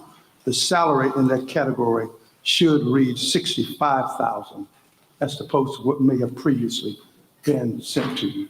Is that C3? Well, unless I'm looking at the wrong copy. I have to depend upon Dr. Jarrell. C3, yes. That's the item. Dr. Jarrell, correct me. That's it? Yeah, C3 is it. For once I'm right. Okay, here we go. So Chair is open to adoption of the agenda with that amendment or that change.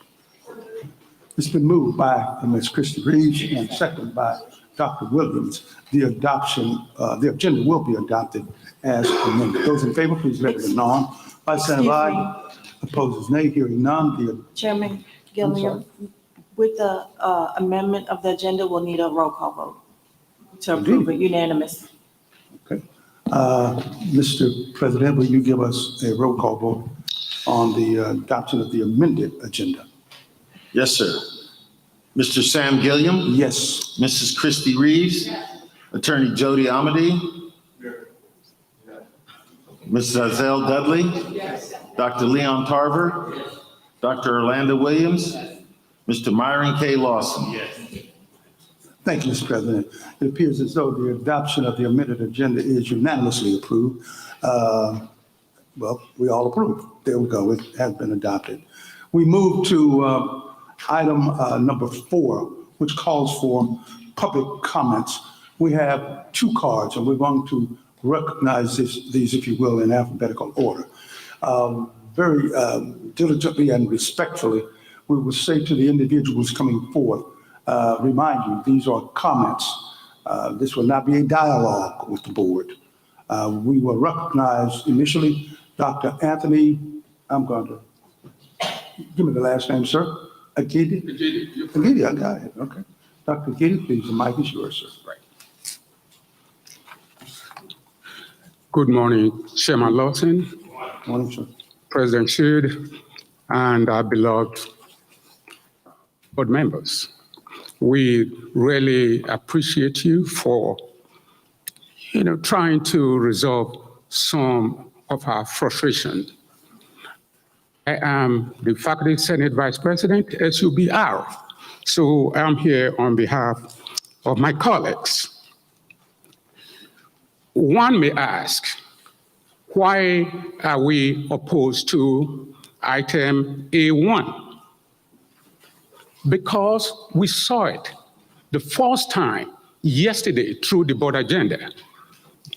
Through the board agenda. Hence, we are here to oppose it today instead of doing it prior to this time. One may ask that question. So that's really the answer. After the board retreat yesterday, between 4 p.m. and 8 a.m.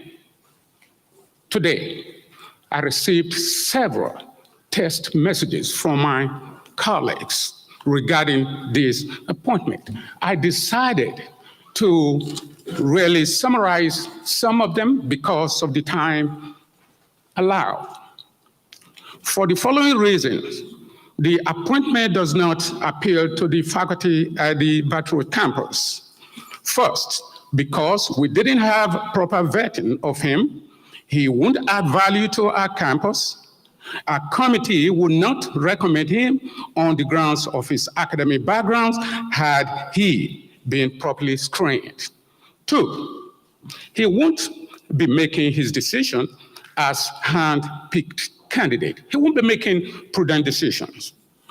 When we pay our faculty the minimum wage, you're already aware of that, it is heartbreaking to handpick someone for $285,000 a year, a salary that will be able to pay 5 assistant, professors at the rate of $57,000 a year. At the same time, faculty promoted on campus, they are still below. They are still below. They've not been, upgraded. We have been asking, we know board members, we really love you. There's no doubt about this. We really do. We want you to take action.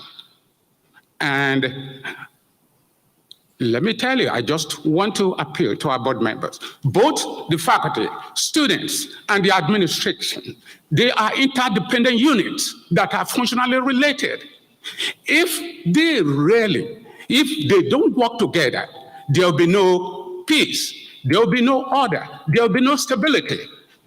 If they are disconnected, no peace, no stability. I really appreciate you for helping us out, and thank you for Coach Richardson, for bringing him here. During his time, some of us, young professors then, because of the relationship we had, I'm not going to mention the president's name then. What? Dr. Aguirre. Yes, sir. Your time has expired. Would you need just a few more seconds? Yes, sir. Thank you so much. Fairness, let's grant you just a few more seconds. A few more seconds. Your Thank you. I time has appreciate it. expired. Appreciate it. We volunteered through his leadership as a football coach, young professors. We teach those footballers free of charge because of the relationship we had with the administration then. But we don't have it now. We want you all to work for us. We respect you. We appreciate you. Thank you so much. Thank you so very much, Dr. Aguirre, for coming forth and sharing comments with us. The next speaker coming before us is Dr. Thomas Miller. Dr. Miller, it's good to see you again. Yeah, good to see you, Mr. Gilliam, and members of the board, Chairman Lawson, President Shields. I'm here as a member of the Executive Committee of the SUBR Faculty Senate, also as president of the SUBR chapter of the AAUP, American Association of University Professors. And I'm here to oppose the creation of the position of Vice Chancellor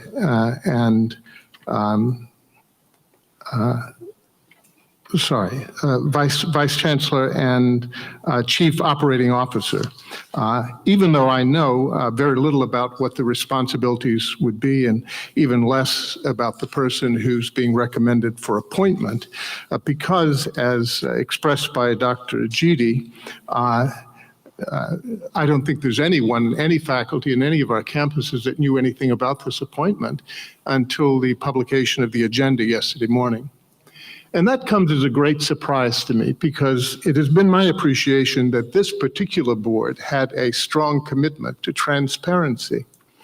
As a matter of fact, if I can quote the chair, it would take great reason before this board would agree to waive a search for positions of importance. We've also spoken this morning about the funds needed for things such as repairs to buildings on campus, to faculty raises, et cetera. And so when you're looking at a salary of $285,000 per annum, that may be a reasonable going rate. I wouldn't know for certain, but let's suppose that it is. But that doesn't mean that it isn't a lot of money. And to put things in perspective, through the good graces of the Louisiana State Legislature, we have funds coming to us for faculty raises. I think the first tranche is about $900,000. But when you take out fringe benefits, you're left with less than $600,000. And part of those funds on our campus are being considered to make pay adjustments for faculty who were promoted almost a year ago, August 2022. We're still working on that. We're told that the university is having difficulties finding funds to provide for those pay adjustments. Despite what you may be told, those pay adjustments have not been completed. So it's a great deal of money, I think, from one perspective. And it's also about maintaining the idea of shared governance. I think when decisions for these sorts. Reminding you, time has expired, but are you about to? Yes, sir, I am wrapping up. And so I will wrap up by asking you, Mr. Gilliam, and members of this committee, and then eventually members of the board, to consider at the very least delaying this appointment until you've had consultation with the faculty on our 5 campuses. Thank you, sir. Thank you very much, Dr. Miller, for your input, and also Dr. Kitty. And again, as you know, I hope that you have an appreciation for indeed. This board makes a big ado about participation in governance, shared governance, I should say. And we appreciate, I remember Dr. Tom Miller, I believe you made the sacrifice to come all the way to Shreveport to voice your opinion and give your input. And we appreciate it. And of course, we appreciate the sacrifice and the contribution you and the rest of the faculty make throughout the years. So thank you. We will let you know. We hear you. Okay. We go to, finish your public comments. Number 5A, we have a request for approval to enter into a memorandum of understanding with the University of Kentucky. And this appears to be emanating from the system. Who will speak to it? 5A1? Yes. No, just 5A, I believe it says. Unless they're combined. Oh, okay. It speaks to an MOU. Am I wrong, Mr. Chairman? Yeah, well, this is the same 5A. They're combined. All right. Well, Mr. President, if you would, it appears as though obviously there is some concern about 5A1, so we will pitch to you for clarification. Okay. Thank you for the opportunity.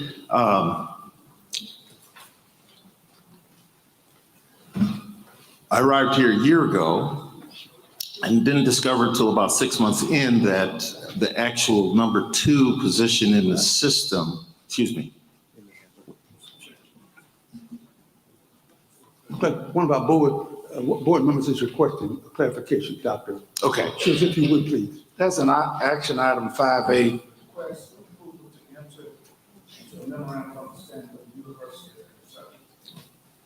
Absolutely. I can explain that.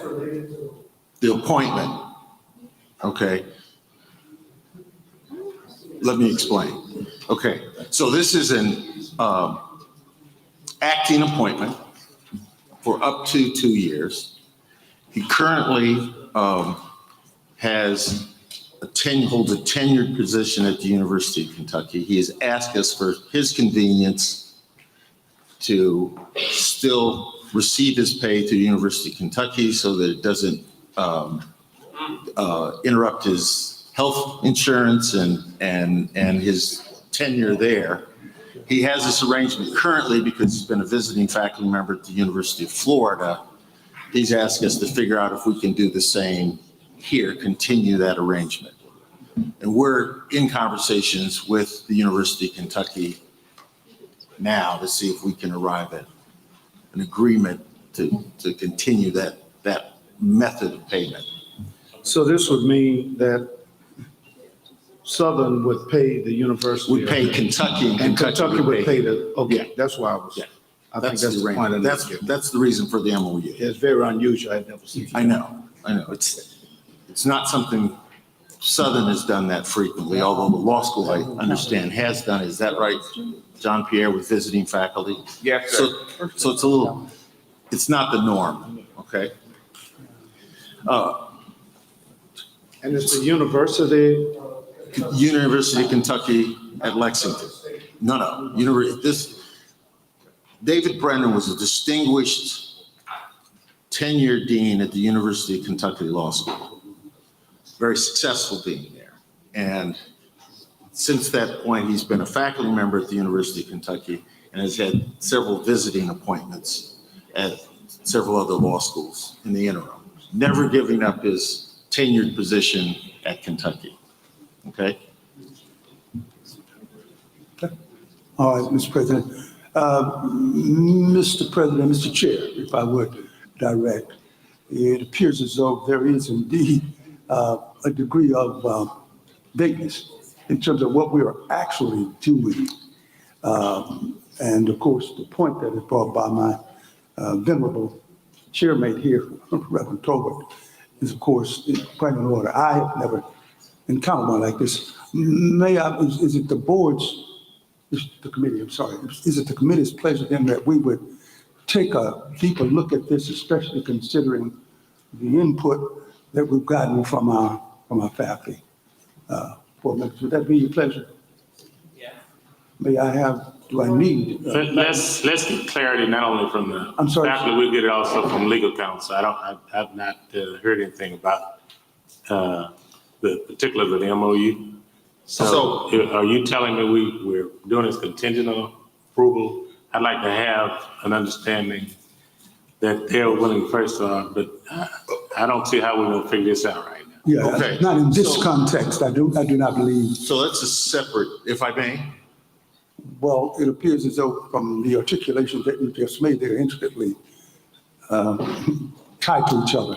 I would think and I would hope if the board, if this committee concurs with me and the board concurs with me, I would think we would want to table this and come back and revisit it at another order. And I am open to a motion to that.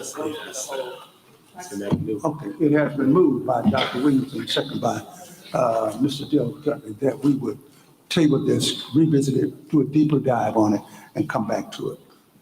Those in favor of the committee, please let me know by sign of aye. Aye, I think that's enough. I don't need a roll call, do I, counsel? Okay, now have an aye. The ayes have it.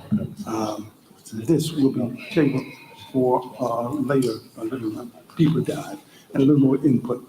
Okay? We will go on then, if you will, staying in the process. Number B, action item B. Let's do it like this. Trying to see if we need to do these in global. They appear to be somewhat connected. They are. The rest of these are. Is it proper and the pleasure of the board that we would be able to do in global action items 5B, 5C, 5D, 5E, and 5F? Been moved by, who is it, Dr. Tarver, second by Dr. Williams, that we would approve action items 5B through F, I believe it is. Those in favor, please let it be known by saying aye. Opposed, nay. Hearing none, these PAFs are thus approved.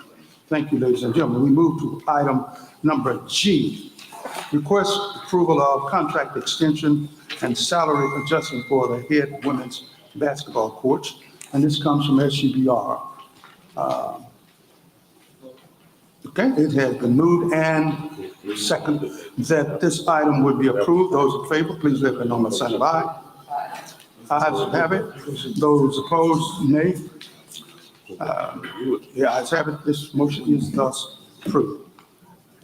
We go to item H. Request approval of sabbatical of Professor of Civil Engineering tenured from August 1st through December 31st, 2023 to retool and return to teaching. What is your pleasure? Item H. Okay, that's been moved and second that item H, an approval for sabbatical would be approved. Those in favor, please let it again be known by sign of aye. Opposed is nay. Hearing none, this item is thus approved. Item I, yes, I. Request approval for credit for prior service at other institutions for Associate Professor Chandria Williams, and this comes from the Law Center. And I believe, Dr. Chancellor, let me get your other ear there, Dr. Chancellor. trying to get Chancellor Pierce over here while I'm at it, if you will. And I'm having a challenge. I'm sorry? We have set a precedent, I believe, for, I've got his ear now, do I? I'm sorry. Ms. Alfred, good, thank you. Okay, this is an approval for credit for prior service. Will you give a brief synopsis of what is going on here, Chancellor Pierce, and we stress brief? Yes, sir. So the board has a policy that allows for individual campuses with approval from the board in its discretionary to give credit for prior service at other institutions for faculty members that come. So I reviewed the application of the request from Professor Chandra Williams and went through, and I provided a CV and calculated what time would be. She has had an extensive academic career, but not all of that time qualifies for prior service. So what I'm asking the board to do is to approve the request based upon what I was able to glean from her CV, which would be discretionary from the standpoint of the board. And I believe the policy is there's 1 year of service that can be granted for 1 year of credit for every 2 years of service. And I do believe the board has set a precedent for this previously, Mr. Chairman, if my memory serves me right. Okay, those in favor of approval of item I, may I have a motion? Moved by Ms. Reeves, second by Ms. Christie Reeves. Those in favor, please let it be known by the sign of aye.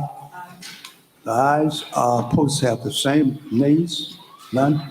This motion is thus approved. We will move on to item number 6, other business. Any other business to come before the Personnel Affairs Committee? Hearing none, we move to item number 7, adjournment. What is your pleasure? It's been moved by Dr. Fondale and second by Dr. Zell. We are thus adjourned. Thank you, ladies and gentlemen, for your tolerance. Thank you, Mr. Chairman. We appreciate you covering that meeting for us.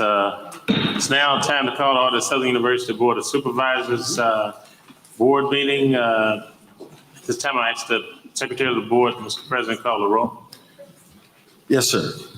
Mr. Myron K. Lawson. Present. Dr. Ronnie Whitfield. Present. Attorney Jody Amedy.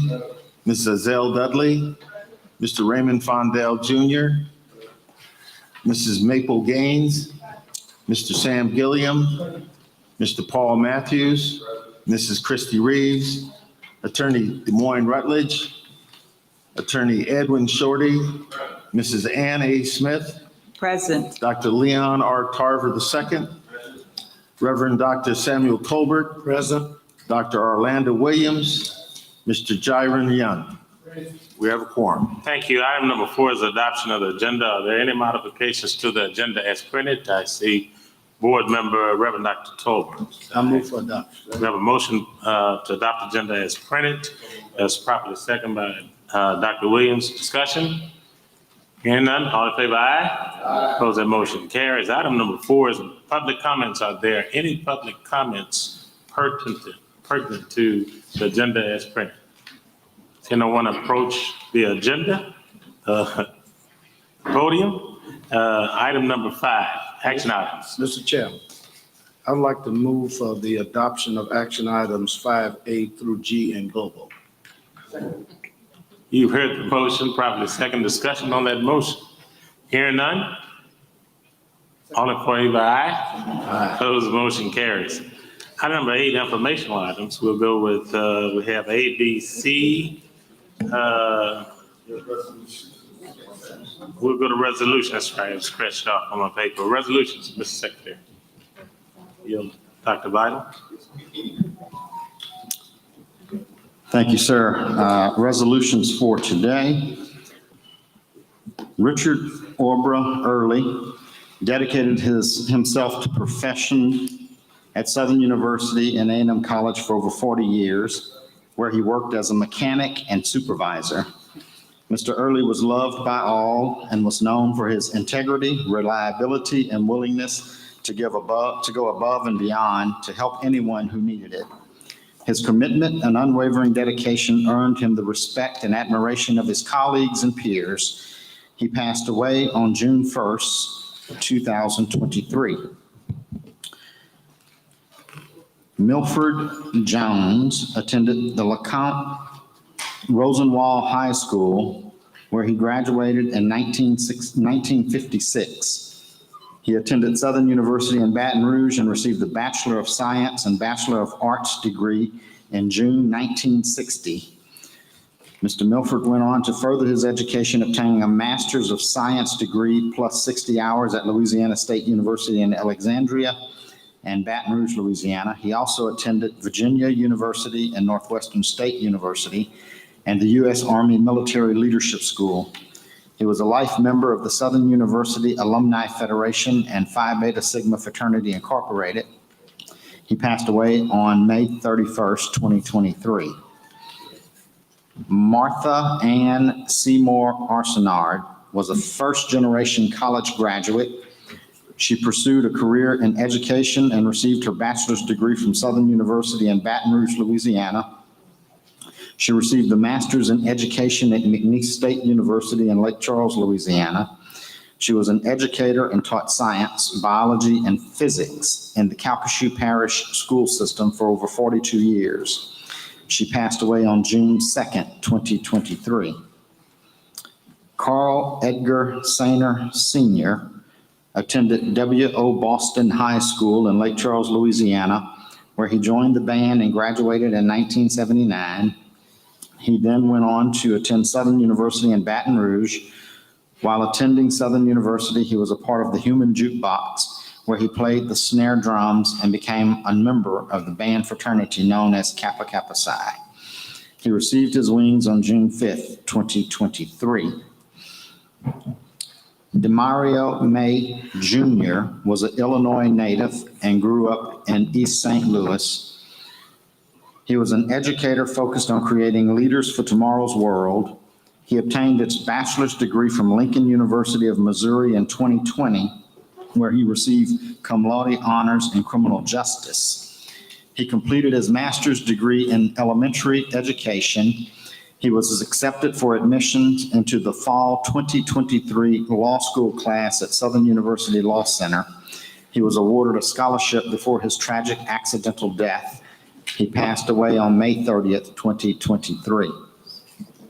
Mr. Chairman, we have accommodations this morning. We have two, but they are in honor of a husband and wife who will both be celebrating their 90th birthday this year.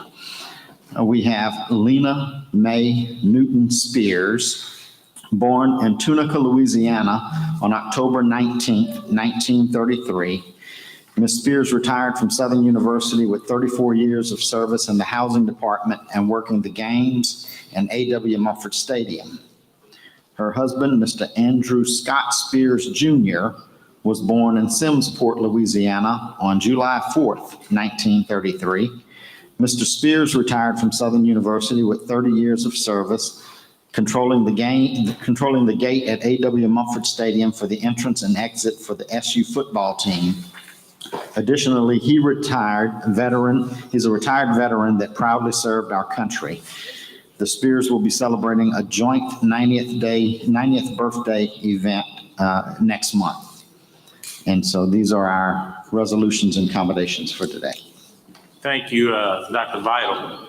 You've heard the resolutions and accommodations. Are there any additions that need to be included? Not, I'll entertain a motion to approve the resolutions as read. Properly moved by Dr. Tolbert, properly seconded by, any questions? Hearing none, in favor, aye? All in favor, aye? Aye. Opposed the motion, nay. Okay? Motion carries. Informational items, legislative report 8.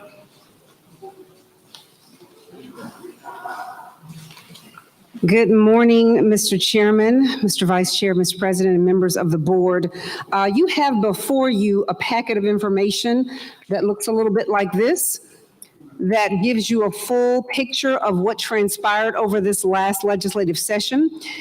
You've also heard from Mr. Dawson and Vice President McClinton regarding our funding as it relates to the appropriations bill, which is House Bill 1, and the capital outlay bill, which is House Bill 2, and where things stand. I will say this, that Louisiana post-secondary education this year made significant accomplishments during the 2023 regular session. And these accomplishments will serve to boost our attainment, access, and student success, along with providing some vital financial resources.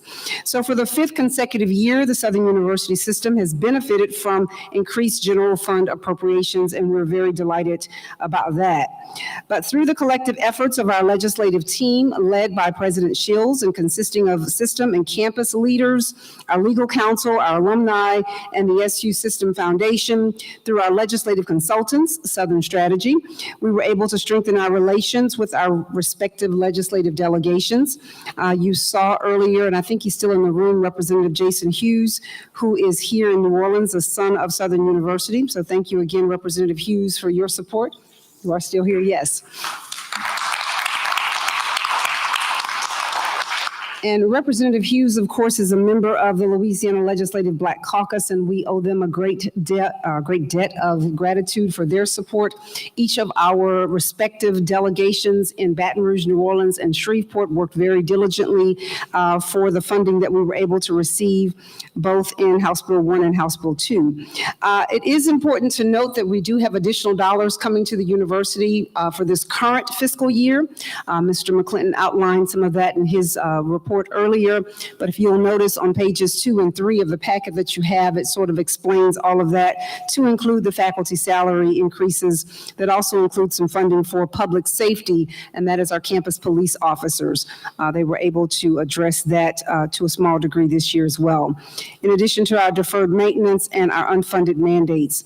I simply wanted to also mention that President Shields and several of our chancellors were available to provide testimony during the session on mostly on House Bill 1 and House Bill 2. And then we also, some of you were able to go, some of you did rather go before the Senate Committee on Governmental Affairs for your confirmation. So congratulations on that for the board members that received their confirmations. As far as bill tracking goes, there were a number of bills that affected higher education. Those are all included in your packet as well. It's quite a bit. Didn't want to go through those in any great detail, but that is there for you to see exactly which bills were introduced impacting higher ed, where they stood in the process, or where they stand currently in the process, if they made it through. We're still awaiting the governor's signature on several bills to include the appropriations and capital outlay bills. So those will be coming forth soon.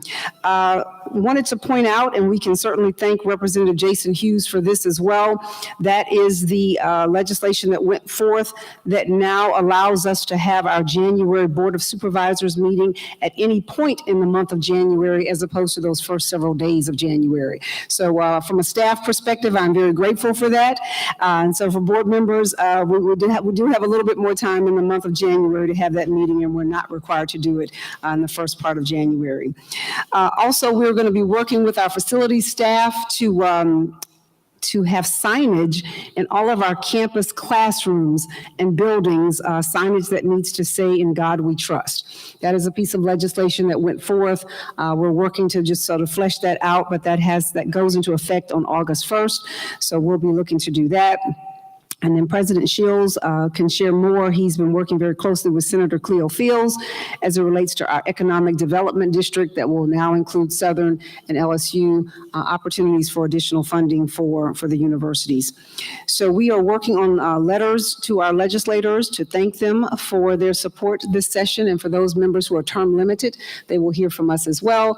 And of course, we've had quite a bit of social media activity going on following the session, simply expressing our thanks and gratitude for what took place this session. We'll be happy to answer any questions either now or later as it relates to information in the packet or anything else you may want to ask about.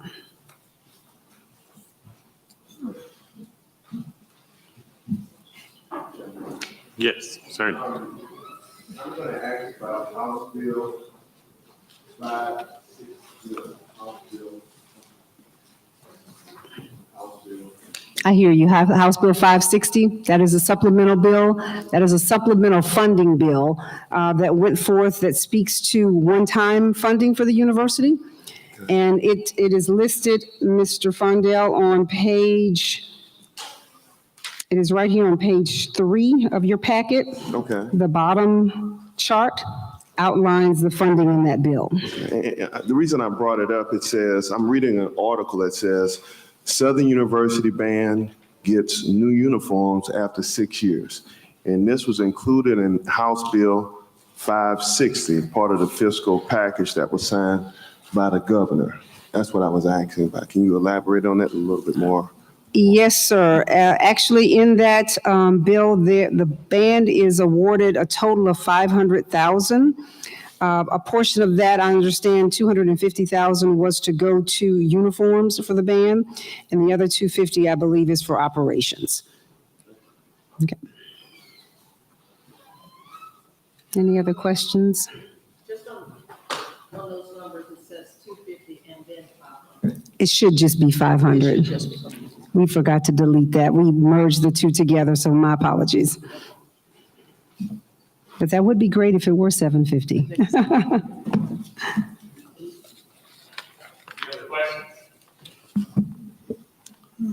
Great job. I mean, we had a great team down there. They worked very hard. They really worked the legislators. I heard a lot of good things about them, and we were able to say thank you to them more than one time. So let's give our team a round of applause for what they did. This was really an exceptional year. I was excited about how it came out, considering things. And of course, we always want more, and we still don't know whether there will be a special session or not, but I wouldn't be surprised. Mr. Chairman, Okay. Mr. Chairman, Yes, could I ask this? I know we have a distinguished member of the caucus and one of our state reps. Would it be okay if he would come in at least and address us? Certainly. We'll always afford Representative Hughes, who brought the bacon home to the system and to this beautiful campus. So absolutely, anytime he wants to address this body, he can. Well, thank you, Mr. Chairman, Mr. Vice Chairman, Mr. President, Chancellor, members of the board. I'll simply say, blessed are the brief, for they are invited back. So I'll be quick. But certainly an honor to be back home, obviously an alum of Southern. And I really want to thank you, Mr. Chairman, and the members of this board for your extraordinary leadership and partnership with members of the legislature. Despite the headlines that you are reading about the last 30 minutes of session, which was quite chaotic, we cannot underestimate the phenomenal things that came out of this budget. Historic funding for post-secondary institutions, increase for faculty pay raises, unprecedented historic funding for the Southern University system, led by my 36 colleagues in the Louisiana Legislative Black Caucus. Your legislative team, the effort of your legislative team is the best that I have seen in a long time. The presence that they had, relationships absolutely matter. And so, Dr. Merrick and others were on the ground each day. But I have to publicly acknowledge Mr. Cedric Upshaw. He invested countless hours when we adjourned, sometimes at 7 and 8 p.m. As you all know, everything in Louisiana is done over a meal and over a drink.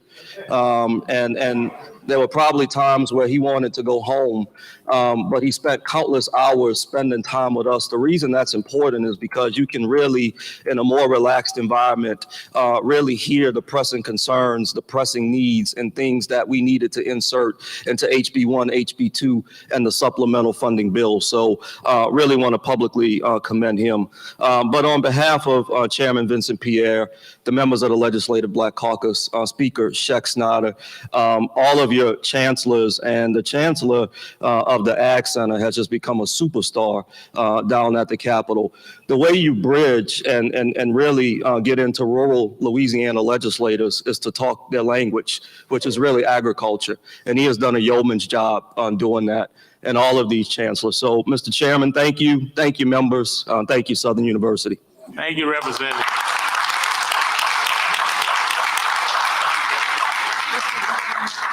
The rep is a true diehard Southerner. He never stops, and we're so grateful for him. So grateful. Okay, anything else on item 8A? If not, B, presidential report. Mr. President. With your forbearance, I think the presidential reports and the chancellor's reports were given yesterday during the retreat. And unless there's anything in particular you want covered, the one thing I will mention is that we will be reporting out the thing that Dr. Merrick mentioned about the Economic Development District at the next board meeting. That's firmed up. But unless there's a particular inquiry, we will dispense with the president and chancellor reports. Okay, well, I would like to give the chancellor's opportunity to say something. Okay, that's fine.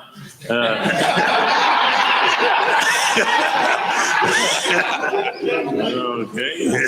Sooner chance to say something. All right, seriously, I will not Chancellor Ammons is the host. miss the opportunity to say thank you to Dr. Ammons and his team, and I mean the entire team. The signage, the officers were phenomenal. I look at the door. Where's the officer? Raise your hand. She was over there earlier. And then I saw an officer over here, a young lady, Sergeant Williams. I saw ladies on this platform and on the around the table haven't seen before, and I love where we're headed. And I want to congratulate the fact that we're looking like we should look, the population we serve, and the diversity we should have. And Dr. Ammons. Thank you, Mr. Chairman. You said it. I just wanted to say to the faculty, the staff, the students, and especially Dr. Rugan, Ms. Guidry, absolutely, and all of the people who poured themselves into making certain that this would be a memorable board meeting here on our campus. I want to say thanks to them. And I want to say to members of the board, thank you for taking the time to go and visit what I think are really special programs here on this campus on yesterday, our nursing program, the cybersecurity lab, and our museum. A lot of preparation went into your visit, and I hope that you all enjoyed it. And I hope you also enjoyed the New Orleans style, the second line, the great food. It was a memorable evening, and I just want to thank you all for taking the time out to participate in all those activities. Thank you. Thank you so much again, Dr. Rugan. The Indians out there, everything was lovely. And I did glean something I've never thought about until yesterday when it came to the second lining. And what I got was never give the president an umbrella and expect him to do the Mardi Gras, anything with Mardi Gras. He thought it was raining outside, I believe. With that being said, thank you so much again. And I don't want to shun the responsibility of the chancellor saying something, but I do have a special presentation for a young man that made us all proud. I was not surprised, but this is Dr. Finney for what he did. Let's give him a round of applause.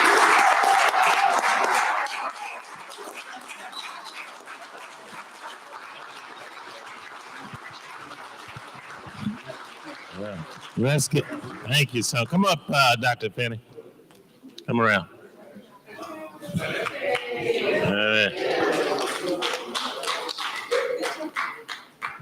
This young man just keeps going. He doesn't sleep.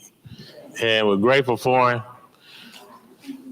And he is as analytical as any academician you ever want to meet. If you need some numbers, he'll give you more than you ask for, I can promise you. So be prepared. And it helps when you see a young man that has been in the middle of probably one of the most tumultuous times we encountered, and we went through the accreditation process without even a glitch, no findings. Rarely does that happen. So let's give him the honor for leading that thing. We'll all stand with him.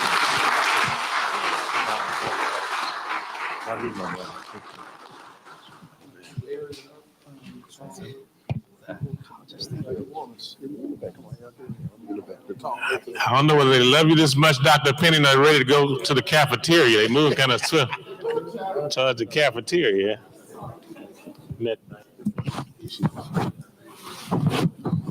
Brother Doc.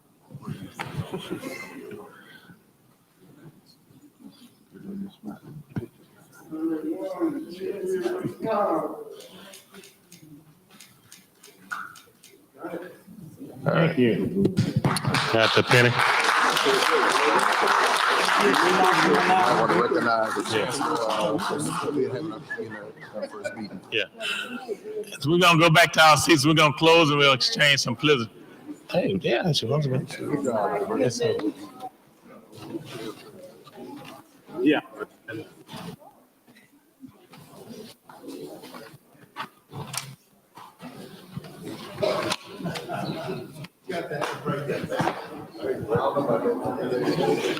Okay.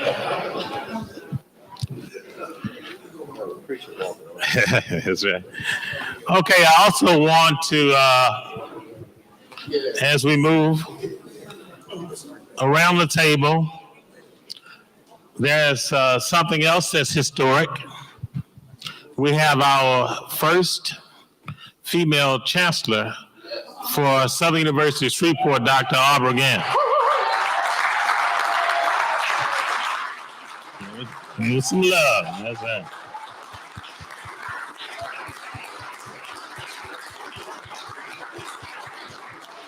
Interestingly enough, Dr. Gant started at Shreveport campus, moved from Shreveport campus, I think, to Baton Rouge campus, moved from Baton Rouge campus to New Orleans campus. I think got your terminal degree after that, and did some things in between that and ended up, from what I understand, exactly where you want to be back home. And it says a lot for someone to want to come back home. So thank you again for Dr. Gant for stepping up. And I'm sure you're going to lean on the wisdom and the progress that Dr. Penny made. Dr. McMeans, anything? You have any comments? Dr. Pierre? The record reflects Dr. Pierre didn't have anything to say. Yeah. Dr. Sahu? Okay. Item number 10, what's your pleasure? Adjournment. I have a motion by Board Member Reeves. Considers adjourned. Second by the President. Thank you. Have a good day. Safe travels back home.